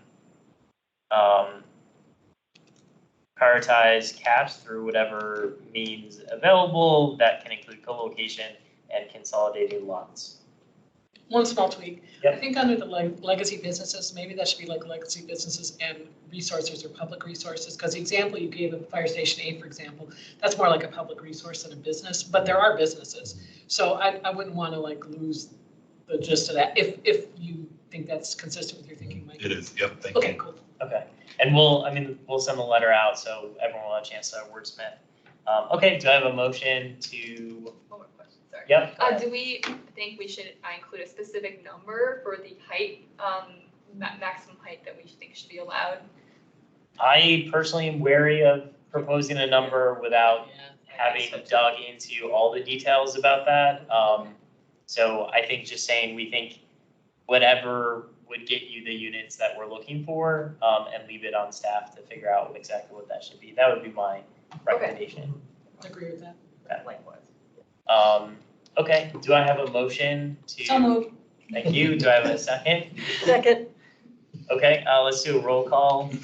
And so this is to approve a letter to the county board outlining our recommendations for the, I guess it's the draft plan Lakeland Boulevard at this point until it's advertised. I don't know. Okay. Excuse me. So I guess I'll start with myself. I vote yes. Commissioner Montgomery? Yes. Commissioner Surface? Yes. Commissioner McGilvray? Yes. Commissioner Edwards? Yes. Commissioner Heminger? Yes. Commissioner Norris? Commissioner Wagner? Yes. Commissioner Brown? Yes. Okay, it passes unanimously. Great. Well, thank you so much to, oh, go ahead, Mike. Could we send a copy of this to the planning commissioners as well? The letter? Yeah, because I know they we can typically copy. ask, like, hey, what did housing say? So maybe we could just brief them on our letter, it might be helpful. Yep, make sure I'll include that. And thank you very much, staff, for your presentation, taking the time to answer our questions. Thank you. It's very helpful. And let's take a 5-minute break for people to stretch their legs, use the restroom before we dig into the rest of our agenda.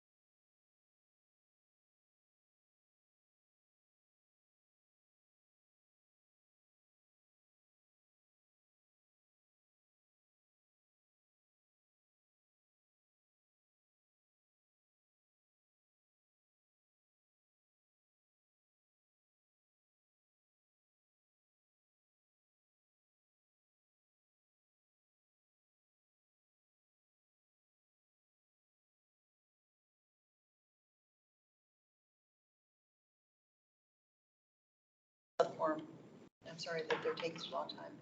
Where they are.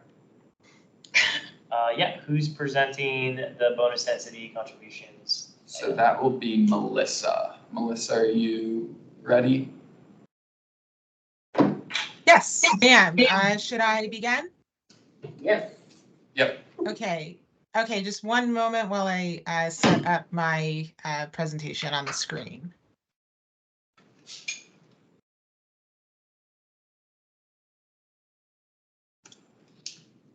Okay, can everybody see that?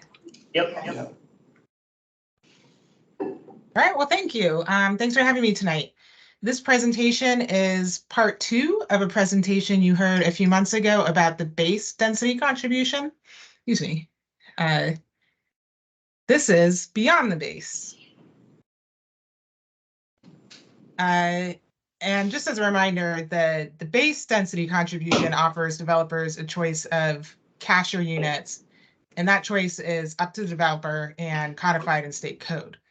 But this, beyond the base presentation, is an overview of different ways site plan developers can achieve additional density via affordable housing contributions, including affordable housing contributions through earned density, like CO Roslyn and CO Crystal City, and then bonus density, which refers to section 15.5.9 of the zoning ordinance.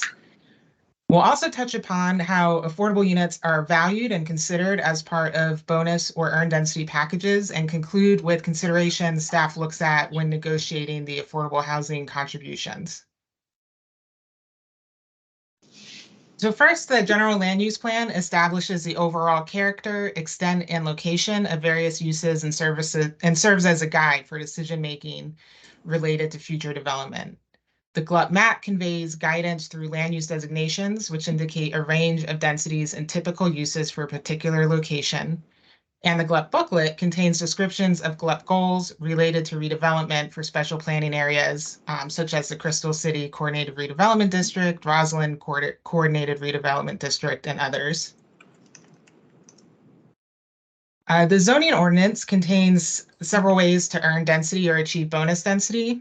And this presentation will talk about section 15.5.9 of the zoning ordinance, or what is typically considered bonus density provision and is actually being utilized for the next agenda item, the Bingham Silver Diner site plan. But we'll also touch upon other earned density methods and background. So for example, in addition to 15.5.9, the zoning ordinance has several special districts, which I did touch upon in the previous slide, that provide specific guidance on how additional density may be earned, typically connected with a county board approved sector plan or small area study. And these zoning districts or approved plans have specific language related to providing contributions for affordable housing. And several examples include the Crystal City Sector Plan and the CO Crystal City Zoning District, the Roslyn Sector Plan update and the CO Roslyn Zoning District, and the Fort Myers Heights North Plan and Fort Myers Heights North Special District, to name a few. In addition to the bonus density tool and special zoning districts, site plan developers can also achieve additional density through GLUP changes. And this slide's a little bit about the history. Since the late 1960s, Arlington County has utilized zoning ordinance provisions to incentivize the creation of affordable housing in exchange for bonus density. Over the 50+ years, there's been multiple changes to these provisions, which have progressively allowed larger amounts of bonus density. In 2001, the zoning ordinance section 15.5.9 was amended to allow a 25% bonus density for affordable housing for residential projects, or a 0.25 FAR bonus for commercial projects. Of the 25% bonus density, staff had a goal to negotiate 25 to 50% of this bonus density as committed affordable units. In 2019, the county amended the zoning ordinance, which section 15.5.9, which among other things, removed the cap on bonus density that could be earned for affordable housing.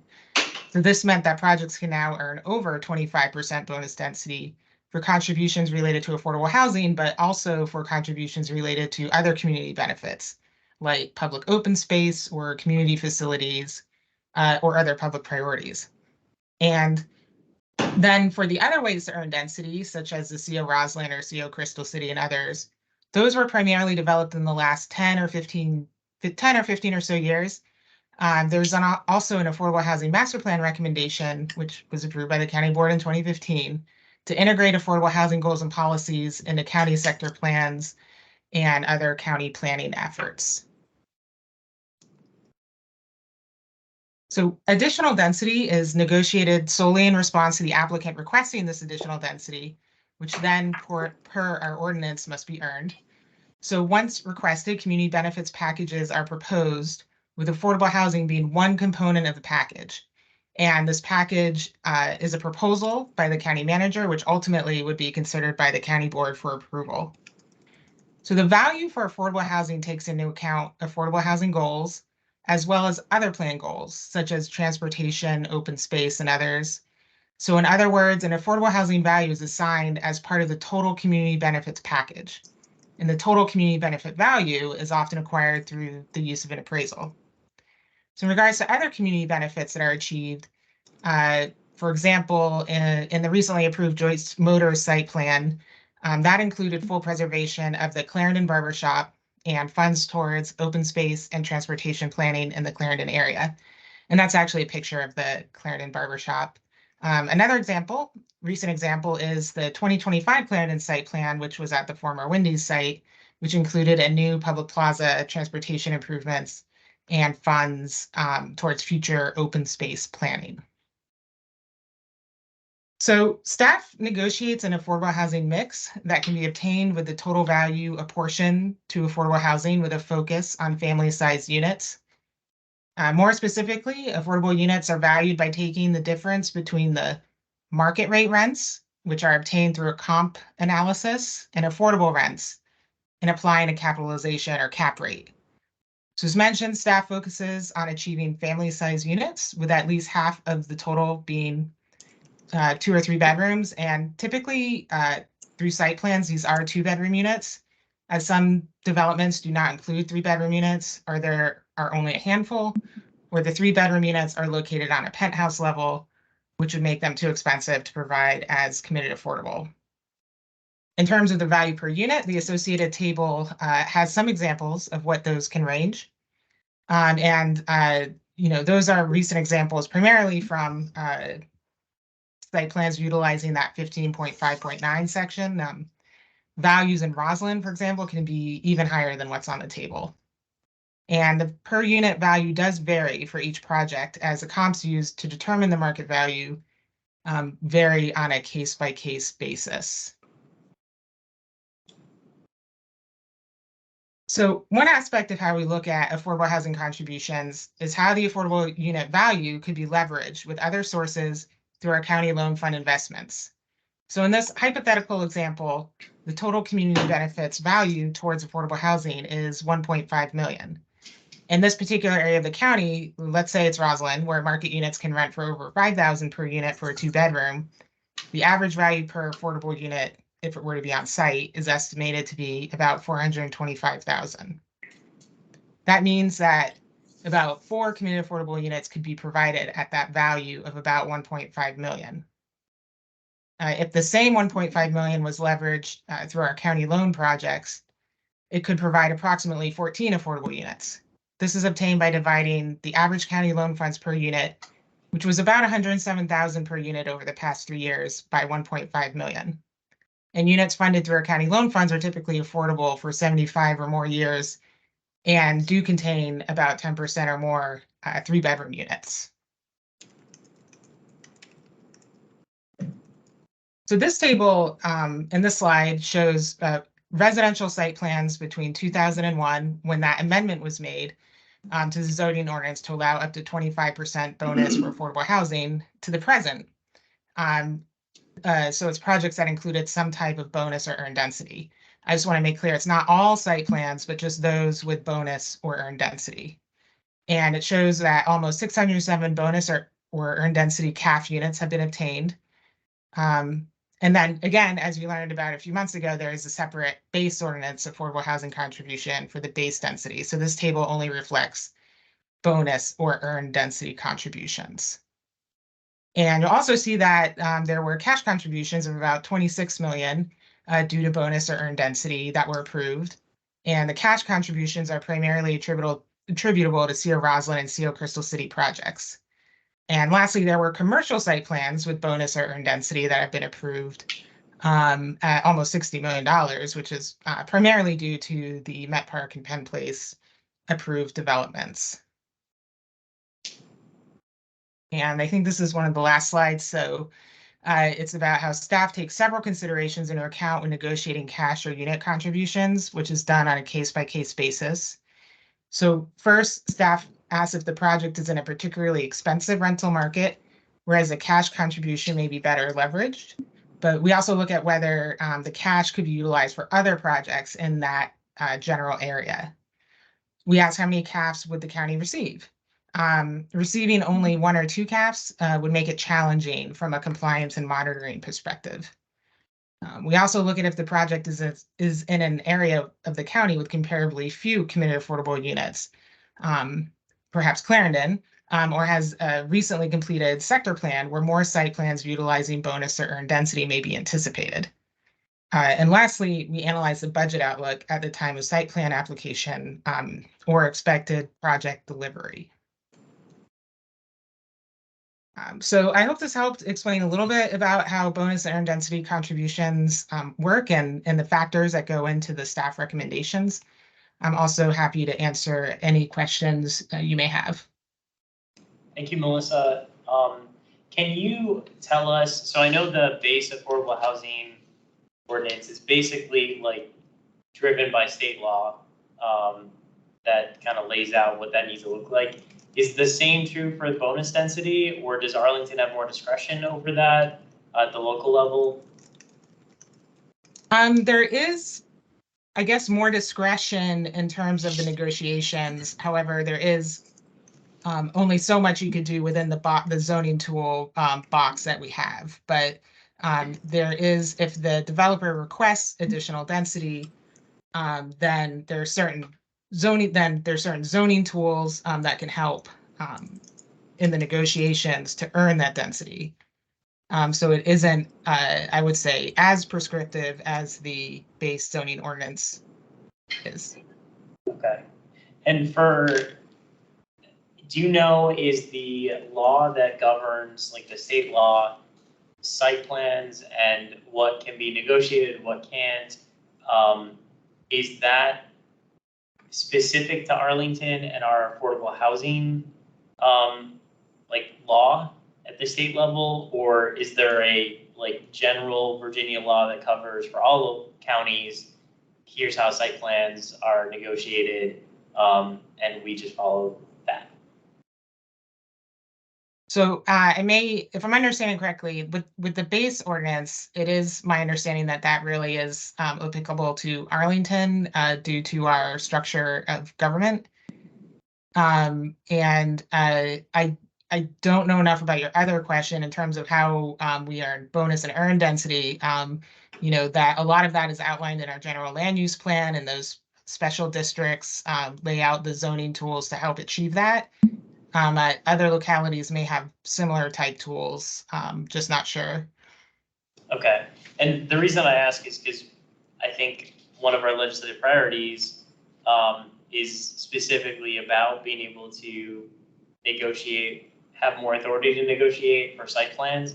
And I know one of the things we talked about was the board's not ready to endorse changes at the state level to our affordable housing like law for Arlington.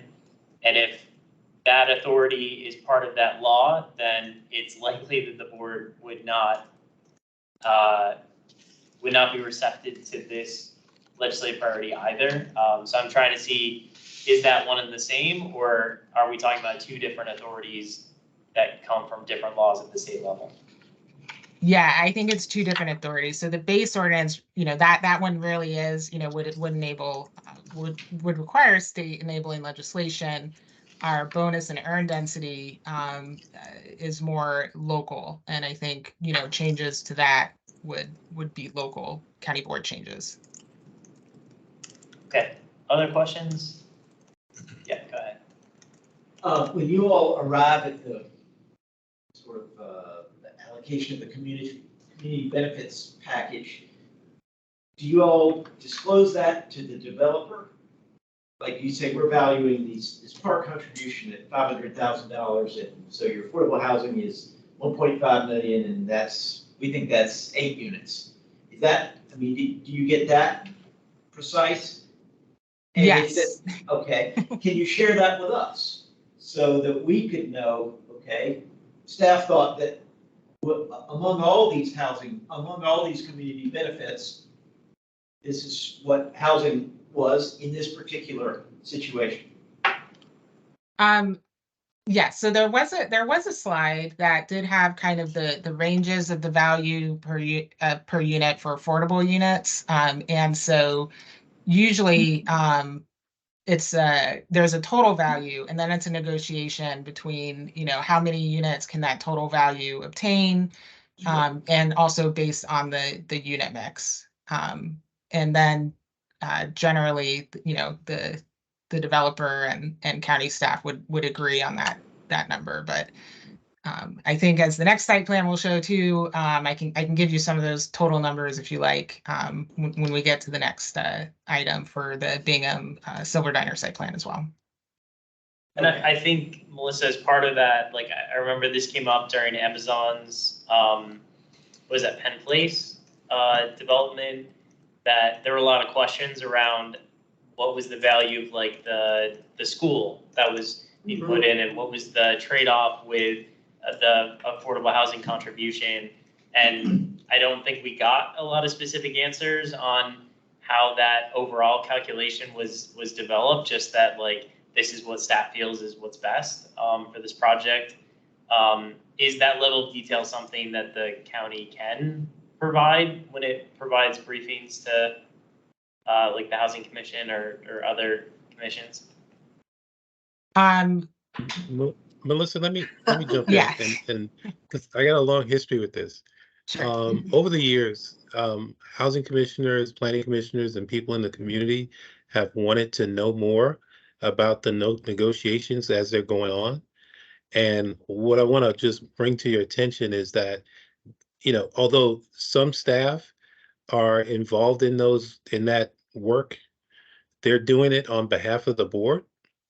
And so that negotiation is between the board and the developer in each case. And so that's not necessarily a public conversation. And so we do our best to inform commissions and citizens, as we can. But, I think there's been an interest on the part of many people to, know all the numbers and argue about the numbers. And so I just wanted to just set expectations about that the negotiation is between the board and the developer in each case. And so if Melissa's working on a project, she may know that information, but I wouldn't know it because I'm not working on the project. It's really Melissa's work on behalf of the board, working closely with the county attorney's office, et cetera. So I just want to, set the expectations around that a little bit. So Richard, essentially you're saying if we want that information, we need to ask the board to authorize that it be shared? Yes.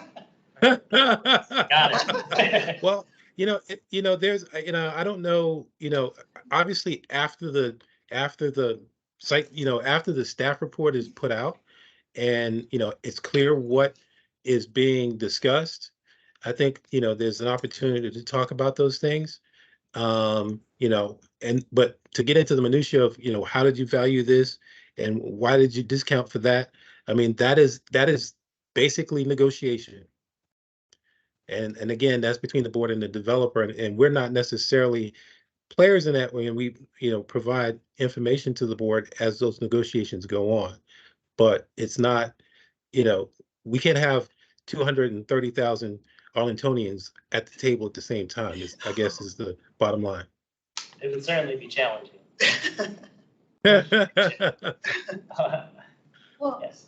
I get what he's saying, and it's just an overall just a statement. I get what he's saying, that it's between the board and the developers, but the board is, correct me if I'm wrong, a representation of the people. So the people want to have some type of information. You don't have to say they have a whole transcript of how you do things, but if you have an overall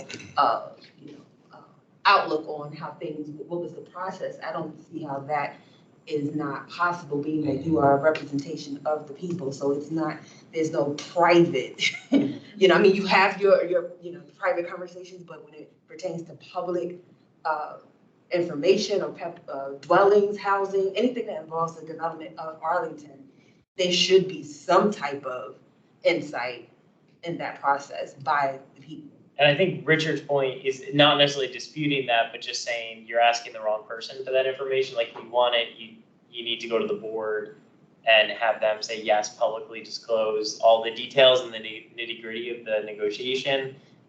That staff isn't authorized to just provide that when we ask for it, because they're working on behalf of the board, not on behalf of the manager. And I get that, but his response was telling when he laughed, when he said, so do you need to ask the board to release that? And the response was like, good luck.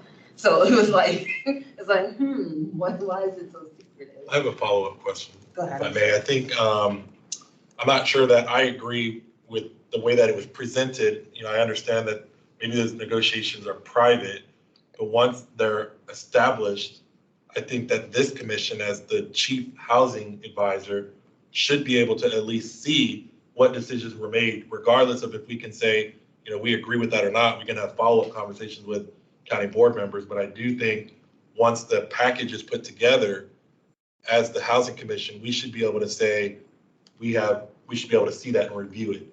And what we do with it is up to us, but I don't think that we should posture it in a way that those are private conversations. That's my opinion. And we can certainly ask the board, we can write them a letter and request that moving forward, they authorize staff to provide that information, if that's what the commission would So like. just a point of clarity, it sounded like Mr. Tucker said we couldn't be a part of the active negotiations. That part was confidential. Correct. But I didn't hear, like, once it was established, that part was also confidential. I think he was saying that that's the board's decision, not the staff's decision. Is that accurate, Richard? Yeah, I think he was nodding his head. Yeah, and I think that there have been those conversations between commission members and members of the community and the board, you know, wanting more transparency or more information. I think that, you know, where we are right now, you know, when the staff report comes out, I think there's a general, this is my characterization. There's a general understanding that there's a pot of money attributable and valued in exchange for the density that's being requested. And then that's sort of divided among various county priorities. Right. So Melissa's example was there's, you know, in the one case, $1.5 million worth of affordable housing goods that are to be considered, but there would have been other things like transportation and open space and what have you.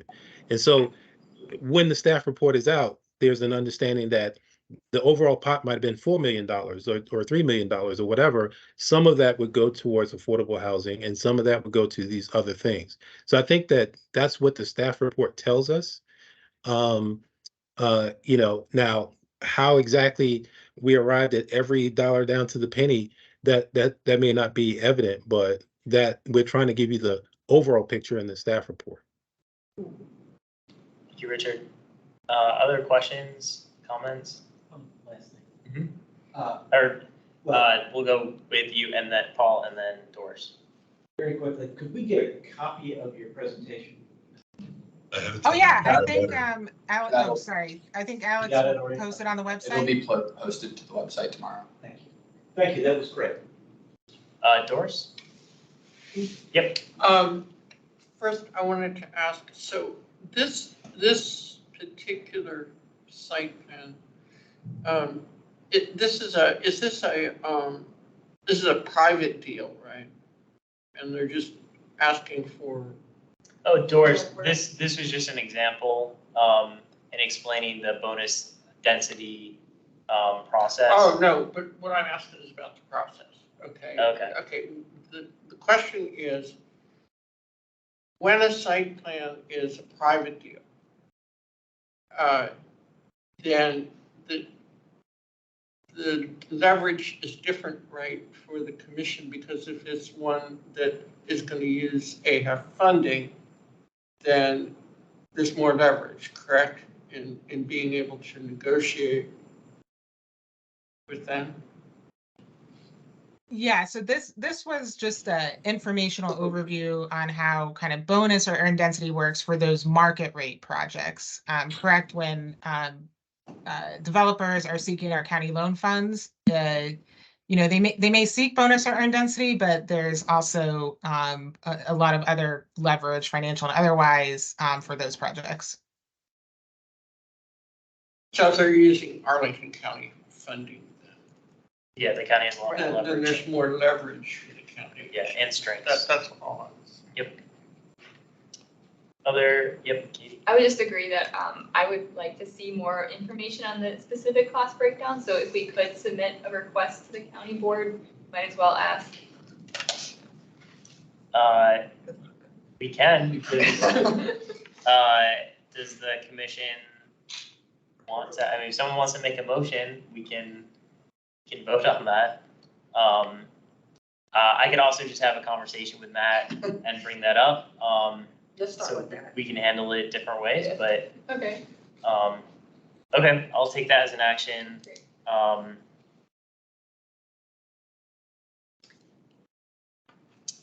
Any other questions on this? Yep, go ahead. I have a question, and it's a two-part, so bear with me. But you talked about in 2001, we added 25% more bonus density to provide more affordable housing. Was there a specific goal we were trying to obtain by adding that 25%? Or is it just hopefully we get more affordable housing? So I don't know the exact answer behind the intentions, but behind that 2001 amendment that allowed 25 bonus density for affordable housing, I assume it was to help in the negotiations, but Richard has come on screen again and can help me out. Yeah, so basically, you know, along the lines of what everyone has said tonight, people in, you know, the late, you know, 20th century were saying we ought to have more incentives. And so the incentive that was devised was bonus density. So that was the first time. So up until that point, you could get the maximum density, and that was all you can get for the zoning district.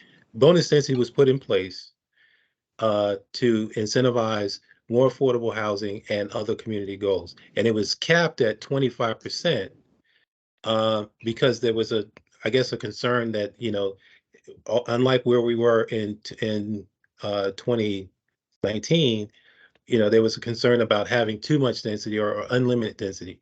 And so we've gone beyond the 25% bonus, and we've said, you know, within certain parameters, there's unlimited density, unlimited bonus density. So that's how the conversations progressed over the years. Okay. My follow-up is just, you know, my question was geared towards assessing whether or not that strategy actually provided more affordable units. Melissa, I think I heard you say from 2001 until current, we added 667 committed affordable units. I'd like this commission just to think about how many total units we've built since 2001. And of that, we've gotten 667. I don't know what percentage that's going to be, but it's going to be a fraction of 1% of the total units that we've added. It comes out to about 30 units per year. So ultimately, what I'm just expressing is we allowed developers to go, you know, 25% more with bonus density with the hopes of adding more affordable housing. But based off of what we're hearing tonight, we got 667 units across 22 years, only 30 units. So now we're adding more of density. But what I'm saying is the math isn't mathing. We're adding more density, but we're not seeing the return on affordable housing from my perspective, and correct me if I'm wrong. Is that just on site rather than contributions to the AHIP that then went toward a dedicated project? I'm not sure. I think I heard Melissa say 667 committed affordable units. That would be for those market rate developments. On site. Primarily on site. Yep. Yeah, so I think the 667 was on site. Okay. Not total. Not total. Just the ones in the market rate. Because then there was that millions of dollars, right, in the second part of the table Yeah. that Yeah. what went toward the affordable AF. housing. They have through the cash contributions, is that correct?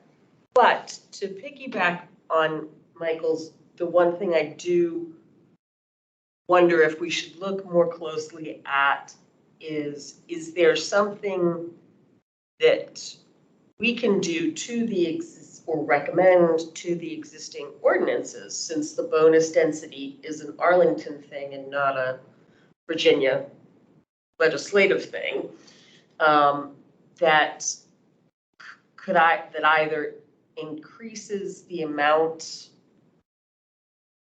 that we're getting from the developers, so it's either increasing how many units we get or increasing the dollar value that we get equal to that bonus density.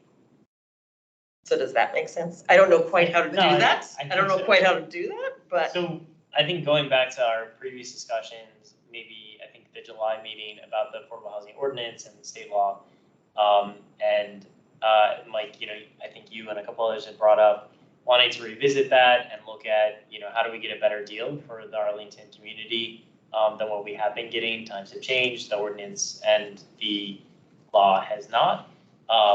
It's interesting to know that it sounds like there is more flexibility around bonus density, that isn't necessarily a, General Assembly change. One of the things, and I think I brought this up when I talked to Matt DiFronti about this, he said, because I pitched basically putting together a task force or subcommittee to work with staff to look into, what would we recommend that the affordable housing law should be changed to in the General Assembly, and by extension, our ordinance. And he said, wait until after like the November elections. And then, we can talk some more about that. It sounds like either way, we may be able to move forward with having that discussion on the bonus density side. Is that something that staff already has? Because I know this has come up before. Is there already some analysis that staff has in place that they could share with the commission about what could potentially be a better deal for the community when it comes to either bonus density or the base ordinance? Or would that require a whole new study effort on the part of staff? Well, as it pertains to the base ordinance, I think the analysis has already been done, and that was what was shared with the commission recently. I'm not aware of a analysis related to bonus density specifically. Richard, when you say that information was shared with the commission, I guess I'm not sure what you're referring to. We had the presentation about the base ordinance and how it functions, but I don't think as part of that, we had a specific discussion with staff about how we could make it better than it currently is. Well, I think I'm referring to the Tischler-Bice analysis of the current zoning ordinance. So I think that provides some insight into, what the base provisions provide, and, a comparison of the on-site versus cash contributions and the value thereof. And so I think that's a basis for that. That is the analysis or the information that you would want to know in determining, another avenue or where you would like to go, perhaps with considering the base ordinance, if you could get to that. Again, I don't know if how that applies to the base the bonus density. Okay, Richard, I don't think I'm familiar with that. I was sent that document. Okay. Maybe Alex has it. So yeah, it was sent to the commission on August 10th. It's Or of this year? Of this year. Oh, I missed that completely. Okay. Yeah, so there's a full report on the affordable housing ordinance review. It was sent to the commission. It's also up on the website. But yeah, it's a 31-page report on that. Good to know. Good to know I missed that in my email. Yeah, I think then. I can resend it. Great, yeah, that would be helpful too. So I think then for commissioners, it'd be great if people who have not had a chance to look at it, like myself, could take a look at it and see if we want to move forward with doing like a subcommittee, maybe in November, starting that up based on what's already there and talking to some other experts in the community. Great. Okay, any other questions for staff on this?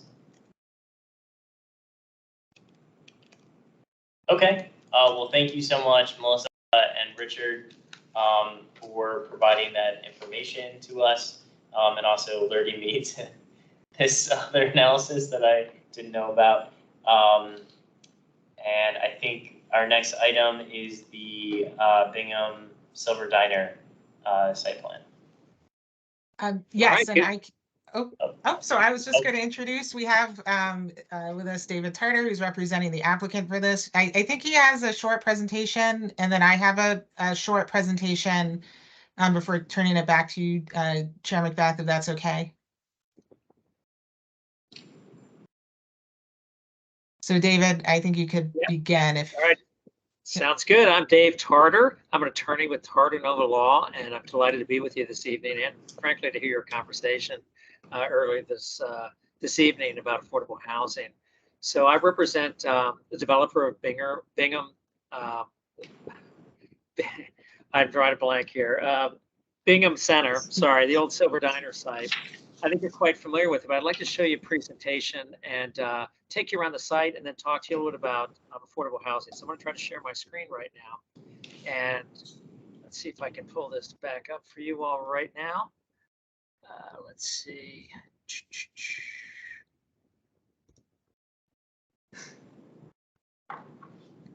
Hang on just a second. Pardon me for just a second here.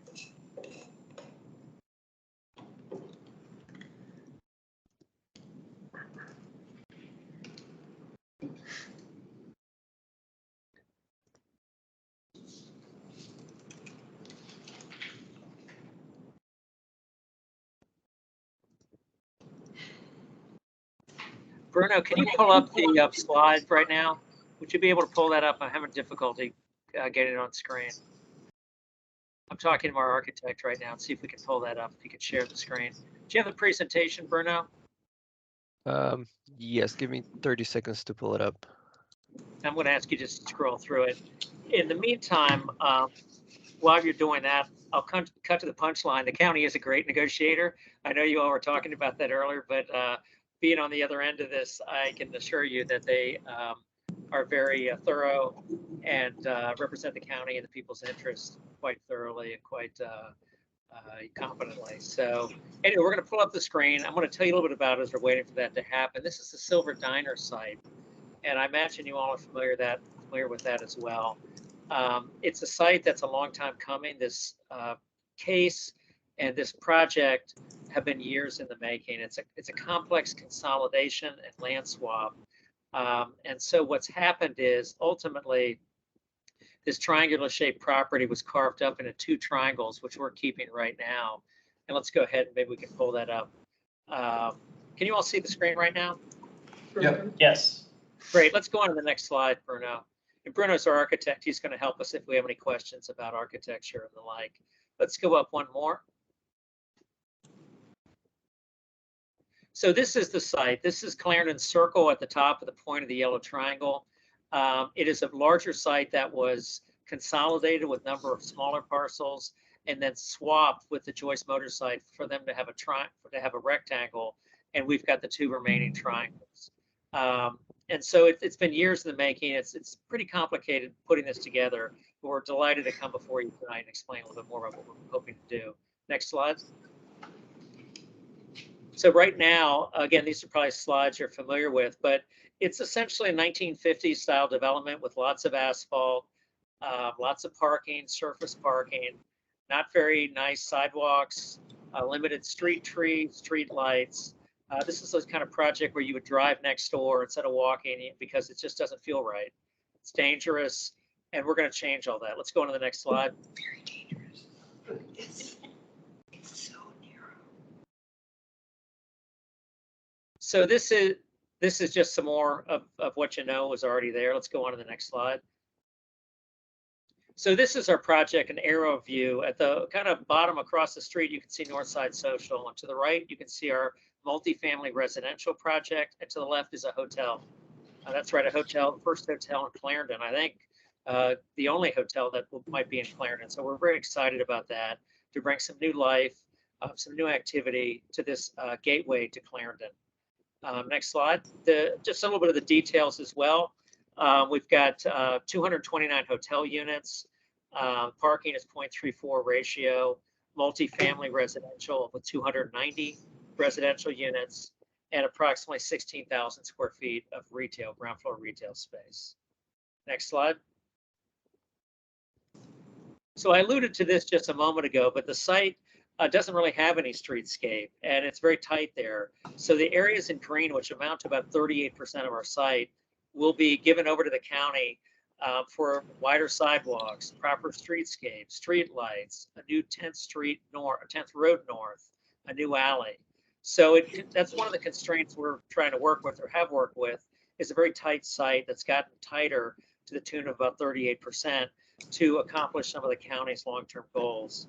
And by the way, those things I was talking about, we're going to build those at our expense. So new streetscape, sidewalks, street trees, new 10th Road North, those are all going to be paid for by the developer. Next slide. So this is the sector plan. You're probably familiar with this as well. Next slide.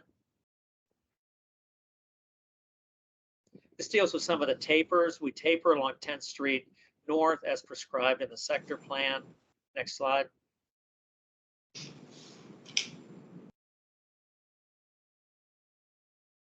Lots of green and biophilic design. It's a challenging site, but we're meeting the county's goal of 15% tree canopy. So that took a lot of work, but we are there. Next slide. So again, these are some of the streetscape I was talking about. We do have trees on our terraces and our roofs and the like, in addition to along the street frontage. Next slide. Yeah, we can go through this. This is again showing our terraces and our green roofs and the like. We are getting LEED Gold certification as well, so the property and the project have environmentally sustainable benchmarks that we're going to live up to. Next slide. Here's just some other views, an aerial view from above 10th Street. You can see the taper I talked about. This is the multifamily residential building to the left, the hotel to the right, and the building in white is the Joyce Motors site, which you saw several months ago, maybe 6 months ago. Next slide. Again, this is the hotel, which has its entrance on Wilson Boulevard. Lots of street trees around the periphery. Next slide.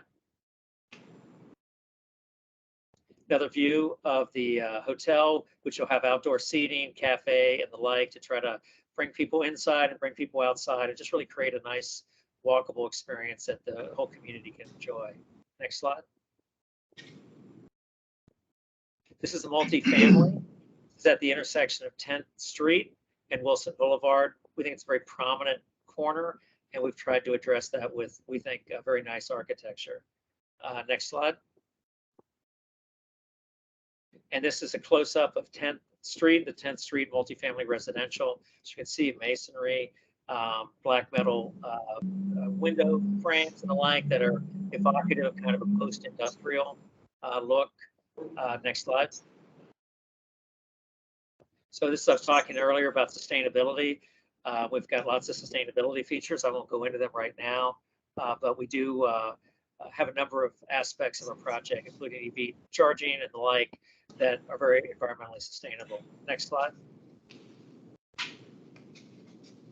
So this particular one doesn't have a slide about community benefits, but I want to speak to that anyway, and I can do that from memory because I've worked on this case so long. So the bulk of our community benefits are provided in affordable housing. We have 15 committed affordable units. 5 of them are 1-bedroom units, 10 are 2-bedroom units, which is quite a lot, frankly, and it is the bulk of our community benefit funds that you heard about in the last presentation, but we're also doing a whole lot more. We are we're doing off-site improvements along Wilson Boulevard where the power station is. That's also a very dangerous and unpleasant place to walk. So we're going to widen the sidewalk, put in street trees, street lights, and other features to make that an attractive place to be. We're also going to build a new park, which is a small park, but it's at the tip of Irving Street, which is to the top right of our corner. So that's part of our community benefits as well, a brand new plaza where Irving Street is already blocked off. We are building streetscape improvements and new roads, 10th Road North, as I mentioned earlier, and a number of contributions for all sorts of things as well.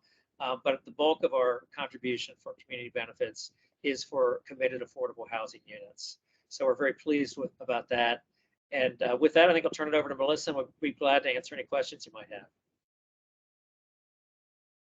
Thank you. And I actually am going to share just a very, very brief presentation reiterating some of the affordable housing points.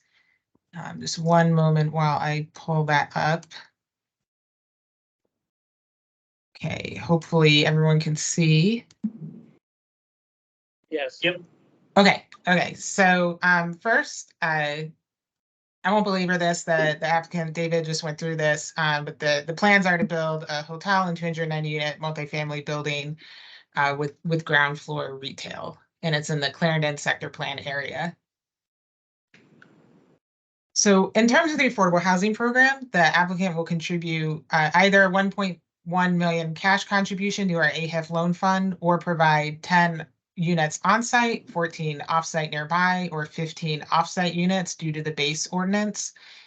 They also agreed to provide 15 total units as on-site committed affordable units, which includes 5 one-bedroom units and 10 two-bedroom family-size units. Next, I want to touch upon the racial equity. The county board adopted an equity resolution in September 2019, and the resolution includes in part direction to apply a racial equity lens for every project. And specifically, staff asked the following questions when considering racial impacts of county projects, such as who benefits, who's burdened, who's missing, and how do we know, and what did we do? In terms of demographics, the 2021 American Community Survey 5-year estimate data for racial composition for the census tract where the site plan is located indicates this area is not as diverse as the county as a whole. So for example, there's a smaller percentage of Black and Asian races in the census tract where the site plan is located compared to the county as a whole. The data also shows that 6% of the population within the census tract identifies as having Hispanic or Latino origin, as compared to almost 16% countywide. So in terms of racial equity questions, the proposed 15 on-site CAFs will benefit and enable income-eligible families to live in an area of the county nearby Metro and other community amenities. And those who benefit may also be those who are burdened, as the fiscal year 2022 annual affordable housing plan indicator report indicates only 12.3% of Arlington's rental housing stock is affordable to households earning less than 60% of the area median income. And furthermore, the 2021 American Community Survey estimate for household incomes indicate that 38% of Black households earn under $50,000 per year, compared to almost 17% of households in the county. In terms of who is missing, the proposed units will be affordable up to 60% AMI and may not be affordable to households with very low incomes and who may not be eligible for housing grants or housing choice vouchers. We'll say that these very low income units are typically achieved through projects that utilize our county loan funds. And we know this information based on census tract information for this geographic area as compared to the rest of the county. And in terms of what we do, the county has an opportunity to consider the site plan's proposed affordable housing program in light of those potential benefits and impacts. So to conclude, county staff supports the proposed affordable housing program, which again includes a base ordinance contribution of about 1.1 million, or approximately 10 on-site units, 14 off-site nearby units, or 19 off-site units, and an additional bonus density contribution of 15 on-site committed affordable units. So I'll turn it back to Chair Macbeth. Thank you for both the applicant presentation as well as staff presentations. I know there's not a whole lot for us to specifically provide feedback on other than do we like this or not, because as we learned this year, the base ordinance is pretty set in stone, and the bonus density also has a specific calculation. I think it is great to see that there's going to be 15 units on site. That seemed confirmed. Is that absolutely confirmed, or is that just a proposal at this point? For the bonus No, density? that's confirmed. That's a staff Okay. recommendation to the county board for the bonus density. Sounds good. It would be great to see the 10 on-site units for the base ordinance as well. But I know that's not a decision that will be made for some time. You mentioned the park. Is that going to be a like green park or a concrete park with trees in it? So that remains to be, I can tell by your question what maybe you're thinking, but that remains to be seen. The developer is going to fund a county-run program to determine what, in other words, we're gonna pay for a plan, a process to determine what that park's going to look like. So the developer will not be making that decision, the county will be. So that remains to be seen. We're hopeful that, there are some trees and green space and the like, but ultimately that decision will be led by a county-run process. Thank you for that clarification. Also, and I assume this probably isn't directly under the control of the applicant either, but the Silver Diner, before there was Ruthie's, there was a Silver Diner as a meeting place for Arlingtonians. That was a pretty central spot for a lot of people. So I know there's supposed to be a cafe or some sort of restaurant, I believe, in the hotel building. But I would just encourage the applicant, if there's any discretion that they have in selecting tenants for that they think about a similar sort of meeting space and convening space for Arlingtonians to go to that we used to have with the Silver Diner in that spot. I think a lot of thought's already been given to that, and I think the developer has got the same mindset, who and how that's going to look.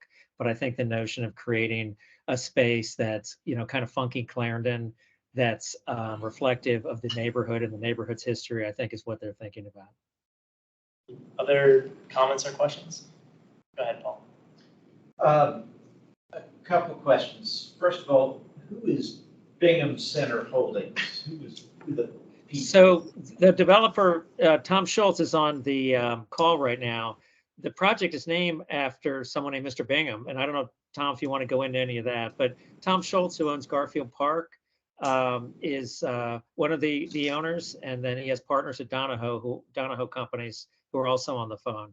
But it's well-known, long-established developers who have a long history here in the corridor and in the region.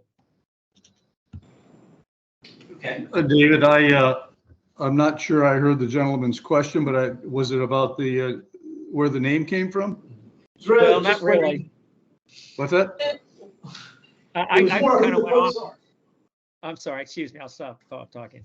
It was just who the folks are behind the project. He wants to know who's behind the project. Who's what? Who's behind the project? I'm not sure what you mean by the question. We own the property. We are behind the project.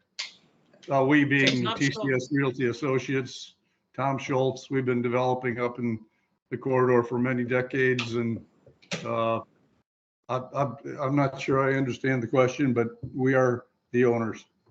I think it's been answered. Tom, Yep. So just by way of information, Tom has developed and owns Garfield Park, which is just up the street in Clarendon. Some of the self-storage projects in Clarendon, also the one that looks like the firehouse and the like, on 10th Street as well. So Tom has had a very, very long history in Clarendon, and still has ownership in the area. And Donahoe companies, who are also partnering here, you've probably heard of them as well. So a long and I think successful history in Arlington. To give you a little more background, I've been involved in the Roslyn-Ballston corridor since 1979. I started out in the late 70s and up until 1989-90 assembling. I probably assembled 75% of the land in Ballston for the developments up there during the 80s, 90s, and even into today. Was involved in the Federal Deposit Insurance Corporation assembly, and all up and down the corridor from Roslyn to Ballston. So been very, very familiar with it. I've been involved in millions of square feet, either as an investor, broker, or developer since 1979. So I don't know if I'm answering your question or not, but You are, thank you. The name of the applicant just didn't mean anything to me, so I had a question, so thank you. Melissa, you gave a great explanation before this about how you arrive at sort of the value of the on-site units or bonus units. What did you, I'm thinking about the $1.1 million cash contribution and whether that might actually turn into on-site units or would turn out to be just a cash contribution. So I'm wondering what the value of a unit was in your analysis of the bonus units. Like is 1.1 really worth 10 units, or is it? Yeah, so that 1.1 million is the base ordinance calculation, which is a lot different than how it's a specific calculation, you know, and would require state enabling legislation to change that. The previous presentation talked about how we value units for the purposes of bonus or earn density, and the values for this particular site for the affordable bonus units did range from, you know, depending on the bedroom size, from about 273,000 to 304,000 per unit. Okay, thank you. Doris, you had a question? Well, I think one of my questions was just answered, but because the question in my mind was if there aren't, if the selection is not on-site units, but rather a contribution, what's the value, the number of units that it's going to, that amount of money is going to get us for some future AHAB project. And then the other question that I had is I recognize that and appreciate that you're going to include type A accessible units, but that's, you know, up to the 2%, but the 2% building code requirement is a floor and not a ceiling. And what concerns me is that this is right in the metro corridor and very accessible and easy to navigate area like Clarendon, and right there at the metro, and we will not get any extra accessible units there, which would be valuable to people with disabilities in Arlington or coming to Arlington who might be pursuing, young people who might be pursuing jobs and trying to get competitive jobs with either the government or just in the Arlington area. So I'm wondering what drives the decision and the negotiations just to put in the minimum building code requirement, and then instead of getting more value by having more accessible units. And then the last thing I wanted to ask is, will this project have power doors and accessible security intercoms, as is the standard site plan convention? Has that is agreed to? Is that correct?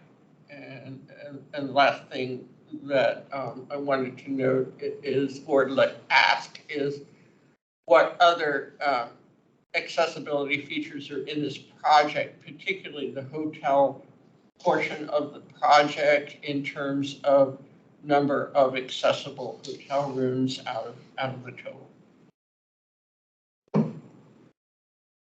So we do have our architect on the phone, and I don't know if he's able to answer some of those questions. Out of the affordable units, the 15, there are 2 that are accessible. So one of the 2 bedrooms and one of the 1 bedrooms is both affordable and type A accessible. So I'll start with that.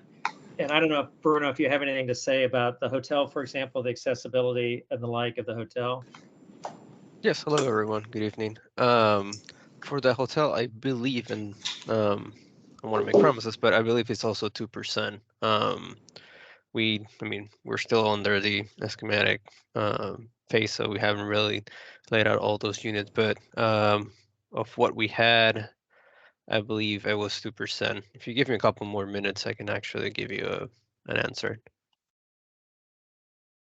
Yeah, I think part of this is we haven't really designed all the elements yet of the building, and so I think there's some things that need to remain to be designed and the like. I don't know if Ralph, if you have anything to add, or Tom, anything to add. I know hotels have higher standards for things like this and the like, and this will be a flag hotel. I think it'll be one of the top hotels in Arlington, frankly, but I don't know if you have anything to add, Ralph. Yeah, hi everybody. My name is Ralph Schwery. I am with Donahoe Development. So we have to meet all the ADA requirements and accessibility requirements in the hotel and the residential building. So we will definitely meet those requirements, and we have to. Now, as far as the percentages and that, I don't know. I'm gonna defer to the architects with those numbers. I mean, like 2% is required by code, so I'm sure we're going to meet that.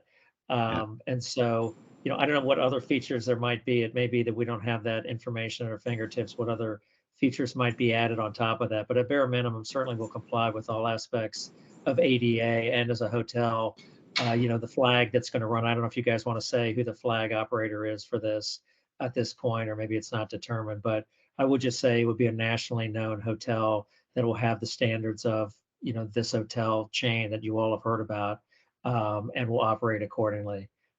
So I don't know if there's anything anybody wants to add to that, but I guess I would just say that's I think our response at this time.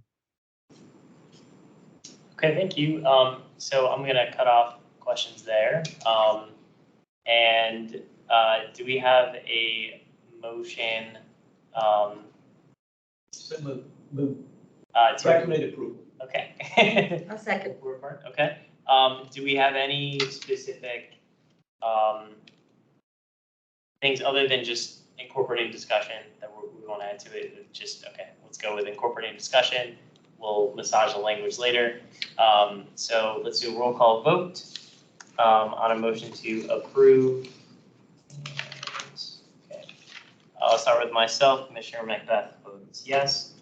Commissioner Montgomery? Yes. Commissioner Surface? Yes. Commissioner McGilvray? Yes. Commissioner Heminger? Yes. Commissioner Norris? Yes. Commissioner Wagner? Yes. Commissioner Brown?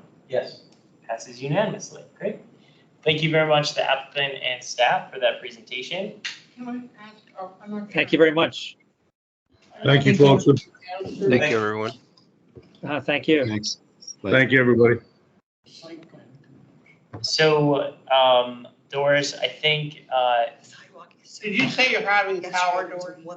so Doris, if we could ask, maybe if staff can ask the applicant to follow up in writing That's fine. with that Yeah, I email, just didn't or have in an email. I don't think they did answer that question. It's like. Yeah, we just want to move on since we still have the legislative priorities and it is 10 o'clock. Not accessible. It's like. Can you It's like horrifying. ask if they I don't know if this respond? one was great. Thank you. Okay, so the next item on our agenda is legislative priorities. So I thought we had a very good meeting of the legislative priorities subcommittee in August. Thank you to Nikki for convening that and chairing that. And thank you to Katie and Nikki for putting together the draft priorities that you all have in front of you. I don't know if people saw the last minute additions that I made based on what came out of that meeting. It's on the site. Yeah, we don't have a printed copy, but it would have been the last email sent before this meeting. So I added 2 additional priorities, which was increasing the required percentage of accessible type A units for new development, and increasing funding for the Virginia Office of Fair Housing and provide state funding for local government fair housing enforcement. So one of the things that we talked about was that, if we're lucky, the board will take one of these and put it in their legislative priorities. So I would say we should not have more than 4. We currently have 9. So I think it's important for us to narrow this down. I certainly have my own thoughts about which ones should be included in, our actual recommendation moving forward. But also happy to hear from other commissioners if they have specific thoughts on which one of these, if any, they would like to move forward with adopting. Thank you for formatting it. It was so much easier to read, by the way. I mean, I know that's, but now we gotta figure out which of the 4. So I can share my thoughts if it's helpful. So because this has already been one that the board has included, I would like to continue recommending that the board request the authority for Virginia localities number 2 to enforce tenant rights and protections under Virginia Residential Landlord and Tenant Act, especially concerning health and safety. This passed the General Assembly and was vetoed by the governor. I think it's important to keep it on the board's radar as something that, is needed in the community. So I would like to have that continue. Then I would say number 4, which is enhance anti-retaliation protections for tenants who form a tenant association, seek to enforce their rights under the Fair Housing Law, VRLTA, and Virginia Uniform Statewide Building Code, or raise grievances to the property manager or landlord. Appreciate the context that's provided in here about the bill that Delegate Lopez had patroned in 2022 that ended up failing. But I think this one is really important because I think we keep hearing from people that they're afraid of retaliation, and that there's a lot of sort of legal loopholes that landlords can do things that are otherwise legal but motivated by retaliation against tenant. So, for instance, not renewing the person's lease or increasing their rent, by a significant amount. They're all legal actions, but they're technically illegal when done in retaliation, but it's really difficult to prove. So this basically, the bill that Delegate Lopez had before said that if those actions are happening within 6 months of the tenant bringing up a complaint, the landlord has to prove that it is not a retaliatory intent, as opposed to putting the burden of proof on the tenant. The next one that I would recommend is number 6, establish a Virginia mold remediation fund and provide free mold testing to Virginia residents. I think this is one that, again, we've heard a lot over the years of both Tenant Landlord Commission and Housing Commission that mold continues to be an issue. The only way for tenants to currently enforce their rights under the Virginia Residential Landlord Tenant Act is to sue the landlord if they're not taking care of mold issues and doing the mold remediation. This provides a workaround for the state to get involved and provide that free testing so that they can take the test results to the landlord to get action. And if they don't address it, then it allows the state a mechanism to do the mold remediation regardless. And then the last one, so my 4th one that I would recommend would be increasing the required percentage of accessible type A units for new development. So that was something that during our meeting of the subcommittee in August, we had disability advocates who said that they were planning to request a 10% requirement. Again, I'm not super comfortable with putting a number on it. I'd rather just say increase it beyond 2%. But that is something that we've continually talked about, and we've heard from Doris during a lot of our site plan discussions and our meetings. So those would be the four that I think best represent sort of the needs of our community and what I'd want to see the board put forward, given, trying to put a limit on what we're recommending and knowing that we can't recommend them all and that they would probably only pick one, if any. Thoughts from others? So just to clarify, you were doing 1, 2. So I recommended 4. 2, 4, 6, and 8. Oh, that's funny. It's not intentional that they're all the even. Okay. And I will say, so 1, I think with a bit more clarification, that seems wrapped up in the affordable housing law, which it doesn't look like the board wants to touch now. So I think that could be saved for our subcommittee or task force effort. The general district court's receivership one, I just don't think is as high of a priority. The compensation for tenants whose units have been condemned, I think that's a great one. I just think that that's a less likely scenario. Like, it doesn't happen as frequently. When it does happen, it sucks a lot, but I don't see that as big of an issue as some of the other ones.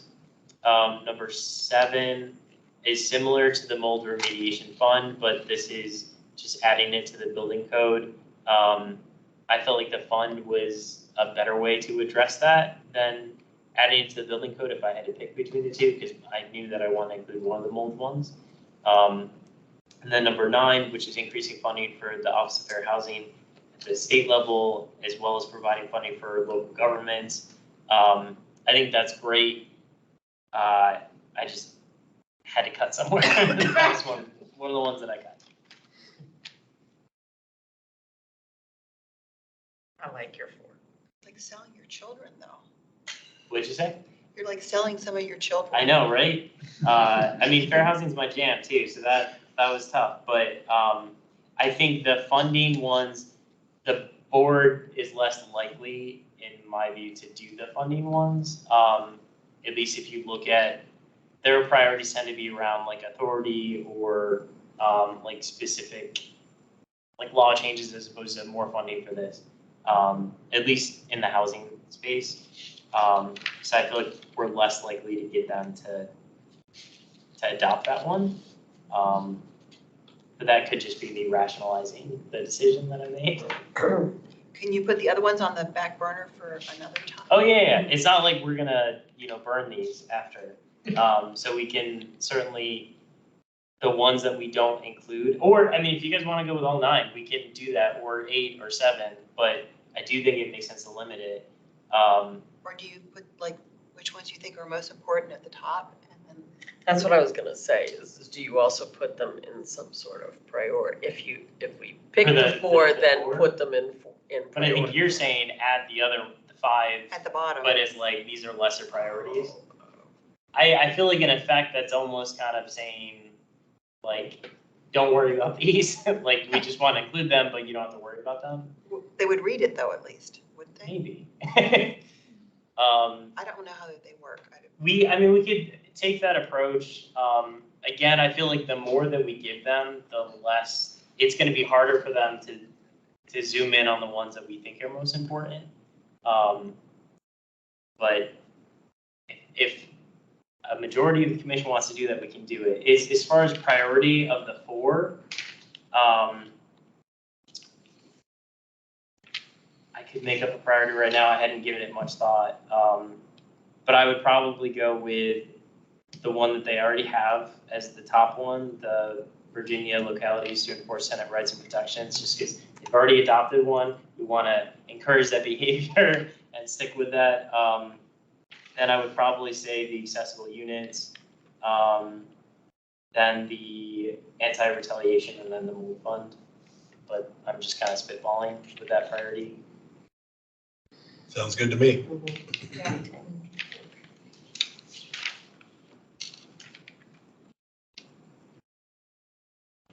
Okay. Any other discussion or thoughts? Okay, it's going quick. Okay, do I have a motion to adopt the 4 priorities that we just discussed? Motion. Do I have a second? Okay, let's do roll call. Commissioner Macbeth votes yes. Commissioner Montgomery? Yes. Commissioner Surface? Yes. Commissioner McGilvray? Yes. Commissioner Heminger? Yes. Commissioner Norris? Yes. Commissioner Wagner? Yes. Commissioner Brown? Yes. Okay, great. It unanimously passes. Thank you so much. And development updates. Okay, so I have a quick update for you, and then I have, as I mentioned earlier in the meeting, a few meetings that I'm hoping to get some representatives for. So, share this real quick. Starting with a verbal update. Want to start this by saying nothing is changing with the property, the loan, or anything substantial, but you will see going forward to the county board this month, Fort Henry Gardens is amending and restating the intercreditor and subordination agreement. So staff is recommending approval of this amended and restated intercreditor and subordination agreement with Community Housing Capital for Fort Henry Gardens Apartments. Fort Henry Gardens is refinancing its first mortgage with the current lender, Community Housing Capital, to reduce its interest rate from 7.5% to 5.7%. So it is a $6 million loan for a 4-year term and is intended to be a bridge loan while the borrower continues to explore renovation and redevelopment options for the property. So there are no new county funds required for the proposed action. And there's the existing loan terms on the 2015 county loan that remain unchanged. So just wanted to alert you to that. If you see that on the county board's agenda, there's no material changes to the loan. It's just we're resubordinating our loan so that they are able to refinance. So any questions on that before I move into the meetings part? No. Okay. Let me zoom in here. Okay, so starting, well, this one happened tonight. Obviously, no one could attend. But starting here, we need representatives for these 4.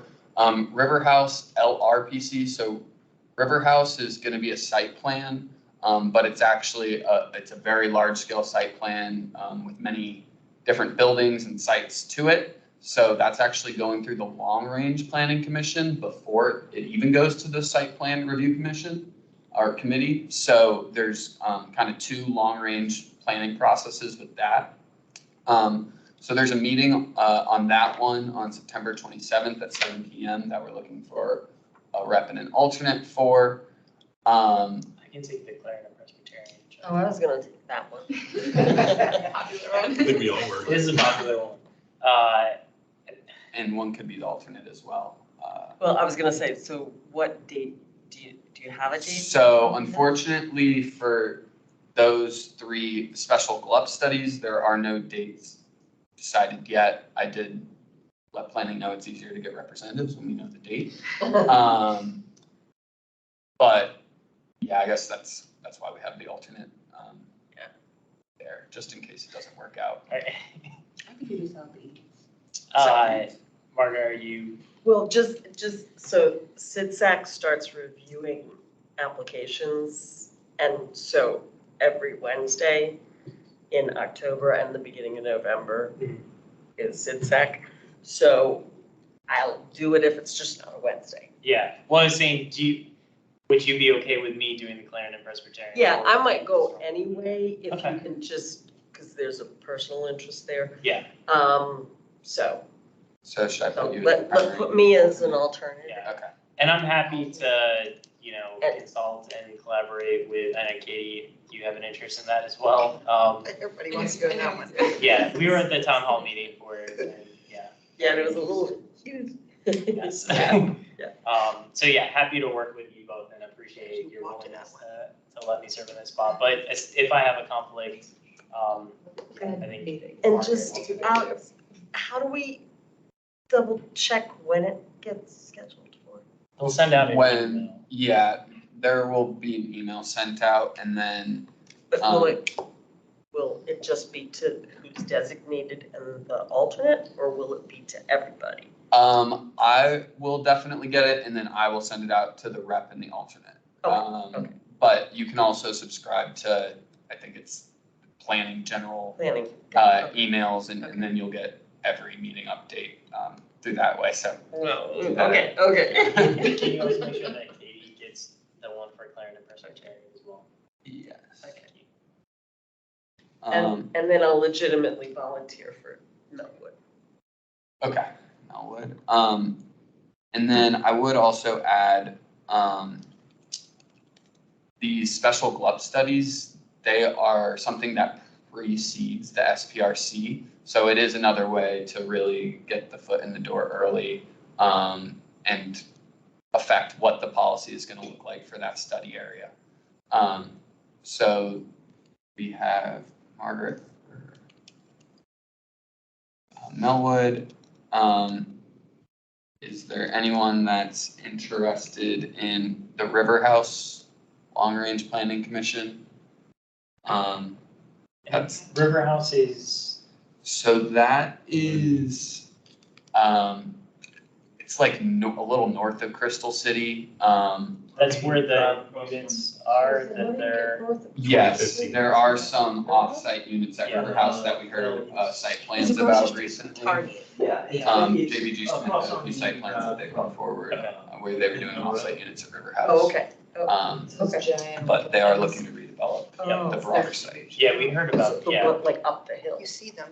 I can't So make it's up that. the hill from Pentagon Road. Exactly. Okay, Yeah, okay, between yeah. Pentagon Road and 395. Okay, well, okay. I can Do we have a River House volunteer? Start. Okay. Well, we'll send it out an email, maybe some of the commissioners who aren't here can do it. And then